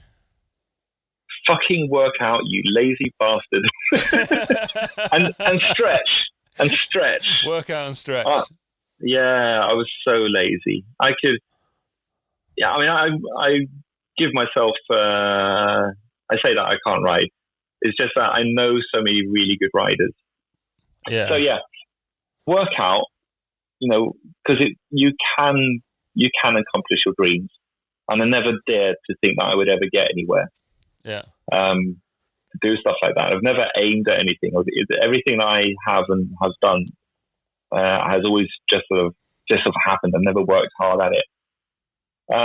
And the other advice I'd probably give myself was to have a healthier way of looking at racing, because I'd go home from the races really disappointed that I hadn't been like top 3, where I think when I kind of really threw in my towel and said I'm not doing racing, there's one guy came up to me and said, "Oh, that was a shame because he always used to compete against me." Yeah. And I knew who he was, but I didn't know. And he said on the results we were always like swapping places, always top 15 or whatever we were. And I didn't realize, and he apparently to a certain extent would try and beat me those weekends, and I never did that. I was always trying to beat Emil and Owen, which I never could. Yeah, I think that's a really good advice because I definitely have been guilty of that where, like I was saying before, it's nice in like when I was in Madeira and like you were talking about being seeded with people that are similar to you, because and not that it's not a good idea to race against people who are better than you, but one thing I've definitely been guilty of is going to enduros, and there's a lot of good people at enduros, and especially like some of these kids that are coming up now are just crazy fast. And it's so easy to like just think, well, I'm shit. Everybody is as quick as that person. And I remember I was standing in the queue for Drum and Enduro, and there was a guy 2-3 people behind. He was just wearing a white T-shirt, none of the sort of wannabe sponsorship thing going on. He had a half helmet, and I remember like I was almost going to ask him to wait a little bit before he rode because I thought just to be nice, I don't want him to catch me up. And it was fucking Lars Sandviken. It's like, I think he won or something. And he's like, and talk about like you were saying about with me with the Porsche earlier, and like judging people by their looks, and and I just remember getting, and I didn't realize at the time because of course he flew past me like I was standing still. And I just remember thinking at the time, like, God, I'm riding so slow. And I looked at results afterwards, and I was actually right up on the top end of where I was both wanting and expecting to be. And then I realised, obviously, that, oh, Christ, it was last Sunday, and he won or came second or third. I don't know, whatever. But it's just like, definitely. Stop looking at people. Stop getting worried about people who are faster than you, because there's a lot of people who aren't anywhere near, definitely. Yeah. I mean, sorry, go on. Yeah, because I when I got kind of invited to do the World Championships when it was in Half Hill, I sort of jumped at that. I was in a really bad place, and I used I just lost my business and all my dreams and everything. So I used all this energy to do that race, and I even lost a friend. A friend of mine died that year. So like one of my best friends died of cancer, and I was 41 that year, and like, this is the end, I'm getting old, and everything was just absolute shit. But I still did the race, and I don't care if people think I brag about it too much, because I'm just so proud of it. Yeah, totally. And I didn't, and then people ask, what place did you do? And I've got this healthier way of looking at it. It's like, well, I don't know, I don't remember what place I did, but I do remember my qualification time and my race time, and the amount of time I saved on my race time was a lot, and I'm really, really pleased. And I hit the lines that I planned to hit. Yeah. And I did myself proud, really. Yeah. And that's all that matters. And I had an absolute blast, and I made new friends, and that's what mountain biking is about. Yeah. Cool. So, okay, I've got another one here now. If you, what's your 3-bike garage look like? Or bike shed? You got 3 bikes to pick. If I could only have 3 bikes, and I only have, you're admitting you got more than 3 bikes already. I got a lot of bikes, but I only ride 3 bikes. But I have a really, really nice e-bike, and I have a trail bike, a hardtail, and a downhill bike, and if I had to rank them, my bike, the last bike I'd sell would be my downhill bike. My downhill bike is the bike I want. Wow. Yeah. Cool. Couldn't live with. And it's funny that, and I say this, and this is a shout out to Peter Boschek, because I asked him that question, and he said, if you only had to have one bike, it would be a downhill bike, because that's the absolute pinnacle of the sport. That's the bike that you compare all the other bikes to.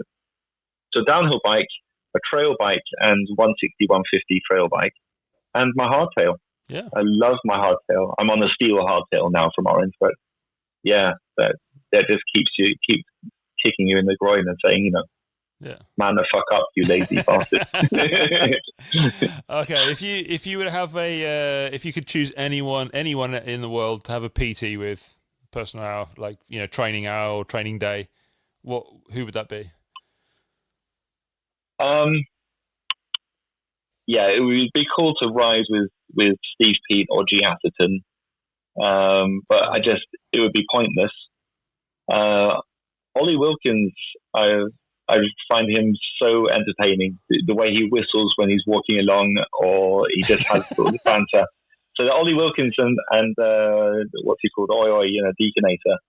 Yeah, I totally agree. I reckon either of those two would be hilarious to ride with. Yeah. And I think that would really push me to my limit. Yeah. And they're both actually, I mean, because they hang along with Brendan Fairclough, and it's definitely that's a good tip. Actually, I think check out their YouTube channel stuff, because they're actually both really good riders, but they do fall under the in the shadow of Brendan and a few others that they ride with. But even Deaconator, they're really actually really good riders. But they do just seem like they just have such a laugh every time they go riding. Yeah, it's what mountain biking is about for me, and it's really cool to the shenanigans that they get up to, and just the recent videos that they put out where Ollie Wilkins actually breaks his hand on the jump that Brendan makes for. Basically, makes a jump for Ollie Wilkins as a present, and then it breaks his hand, and they laugh about it, and it's hilarious. And it's Sam Pilgrim, I'd like to ride with. There's such a lot of talent in that one person. And they go out and ride whatever bike. If it's got wheels, he can backflip it. I that's really cool. Absolutely love Sam Pilgrim, and like you say, it's just he also again, it's not so much the bike, obviously, but it's the ride. I mean, you just look at what he does on any bike; it's just ridiculous. Yeah, totally agree. But to be honest, I have a friend who's a PT. Is a big shout out to Kieran, and he kicks my ass into shape. Way too seldomly, but I love riding with him. We have a catchphrase. We're sitting in the lift. We watch how people ride, and we say, "I wouldn't do it like that." Yeah. Just can't get enough of riding with Kieran and a lot of my other mates that I see way too seldom. Yeah. Yeah. Alex Guidos, he's been on the podcast as well.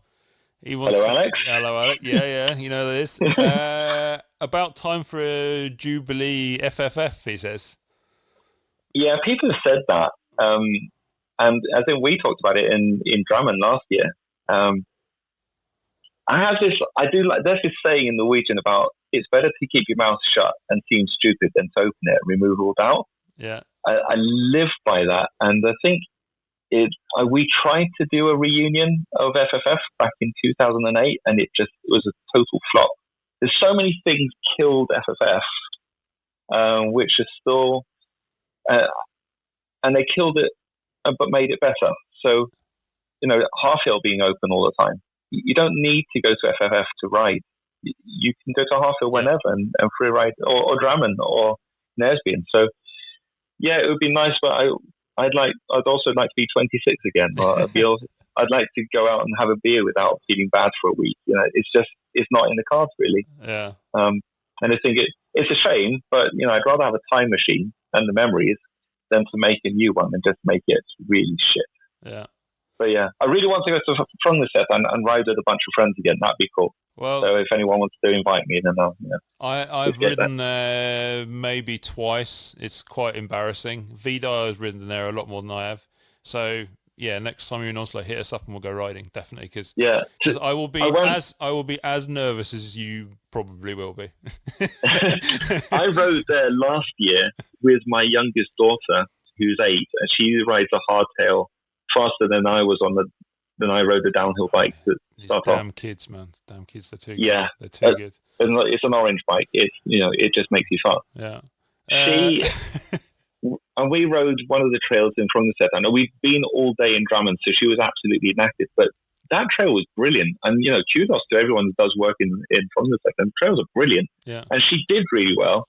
And to be honest, I'd rather ride with her than most of my friends because, I'm a dad. I just love my kids so much. They're brilliant. Okay, I'm going to ask you this question, and I'm going to give you, I'll be nice, I'll give you 60 seconds to answer it, because if I don't put a time limit on it, this podcast will be 4 hours long. Vegard Skorp says, ask about RC cars, radio control cars. Yeah. Yeah. That is a 60 second. It's a suspension, man. It's, as I said earlier on, it's the wheels moving up and down. It's just a bigger Matchbox car.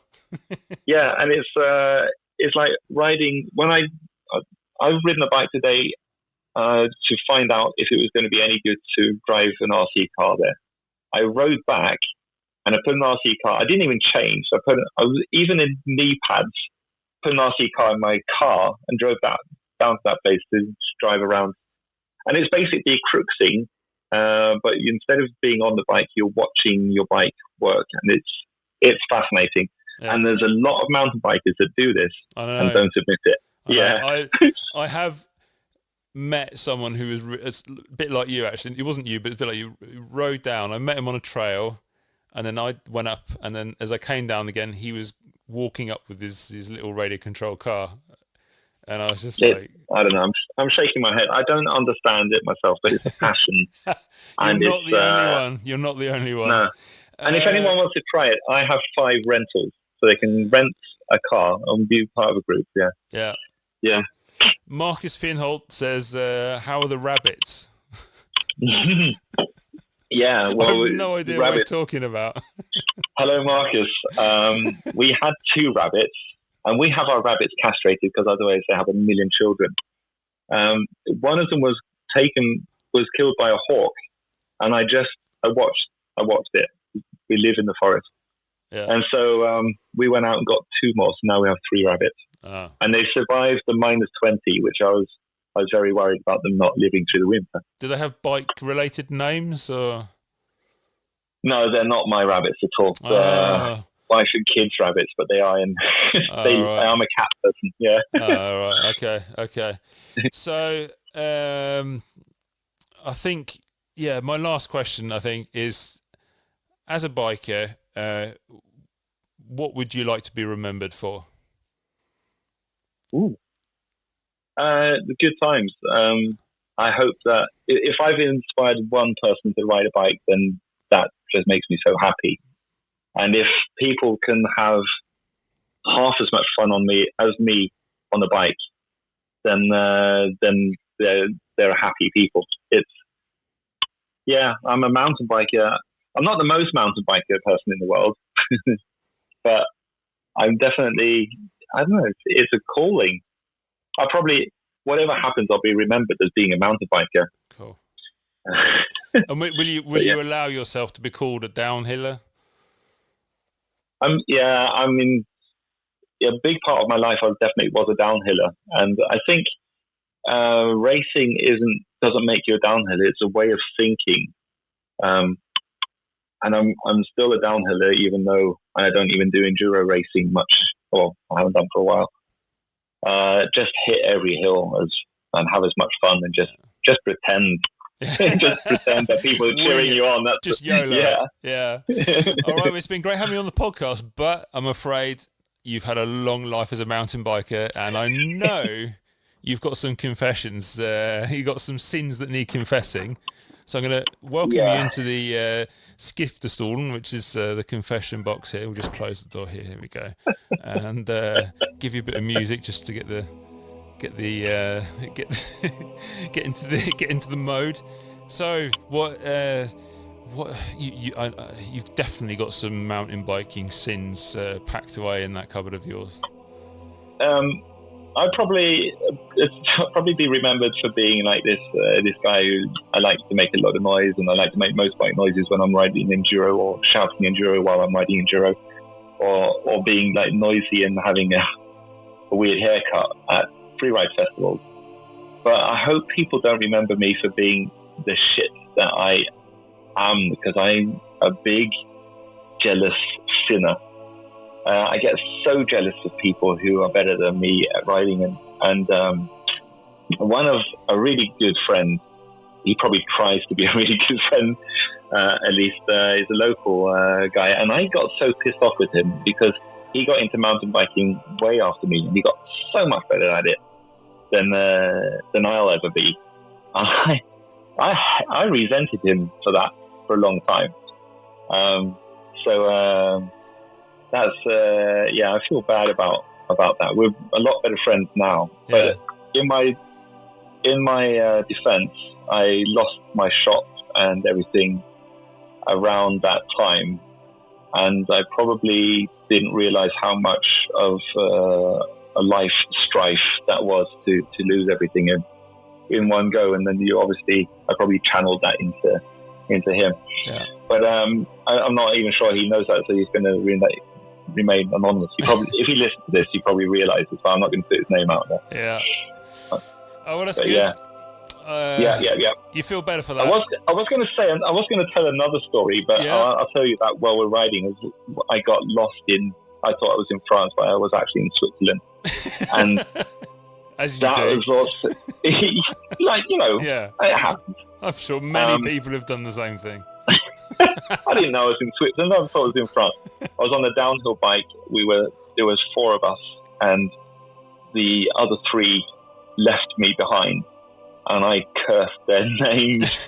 But when I finally got back to where we were all living in France, they gave me a nice cold beer, and I forgave them for that. And I hope they can forgive me for being a bit mouthy on. I know they forgive me. But it's a big hello to Big Eric and Hamish and Fat Jack. Long time ago. It's a good confession, and I'll merit you for your honesty. So I'm only going to give you 6 Ave Marias, and but you definitely need to have something that's going to help you get into a better mental state. So your punishment is you have to basically pull apart your full suspension orange bike, and you have to hand sand the paintwork off it and polish it to basically what would be chrome aluminium. It'll take you a couple of hours. I'd actually enjoy to do that. I've talked to Orange on that. I've actually talked to Orange about, can I buy a frame with no paint? Ooh. And depending on what salesperson rep I'm talking, because customers ask me this, and they won't sell them because they sell me one because they know that I polish it constantly. But if you don't polish it constantly, then the aluminium would just, it would not look good after a bit, unfortunately. But because that would look so cool. That would look well cool. Yeah. All right, Rufus, it's been really, really good to talk to you. And thank you. It's Likewise. been great having you on the podcast, and thanks for giving us a good insight into both a bit of your background, what you've been up to, and also Orange Bikes. And thanks for being so honest with us about. It's been lovely having you on the podcast, and hopefully hopefully we'll get to ride sometime. We talk about it. It's one of those things we keep saying, we should meet up, and then ships and life happens. Yeah, ships in the night and all that. But let's go riding in Frognerseteren sometime. That'd be cool. Yeah. That's absolutely a goal for 2024. All right, well, take it easy, and good luck with your shop. Good luck with your Orange Bikes, and get back on that downhill bike. Yeah, thank you very much. All right. Thanks for listening, and we'll catch back up with you later. And says it's all good.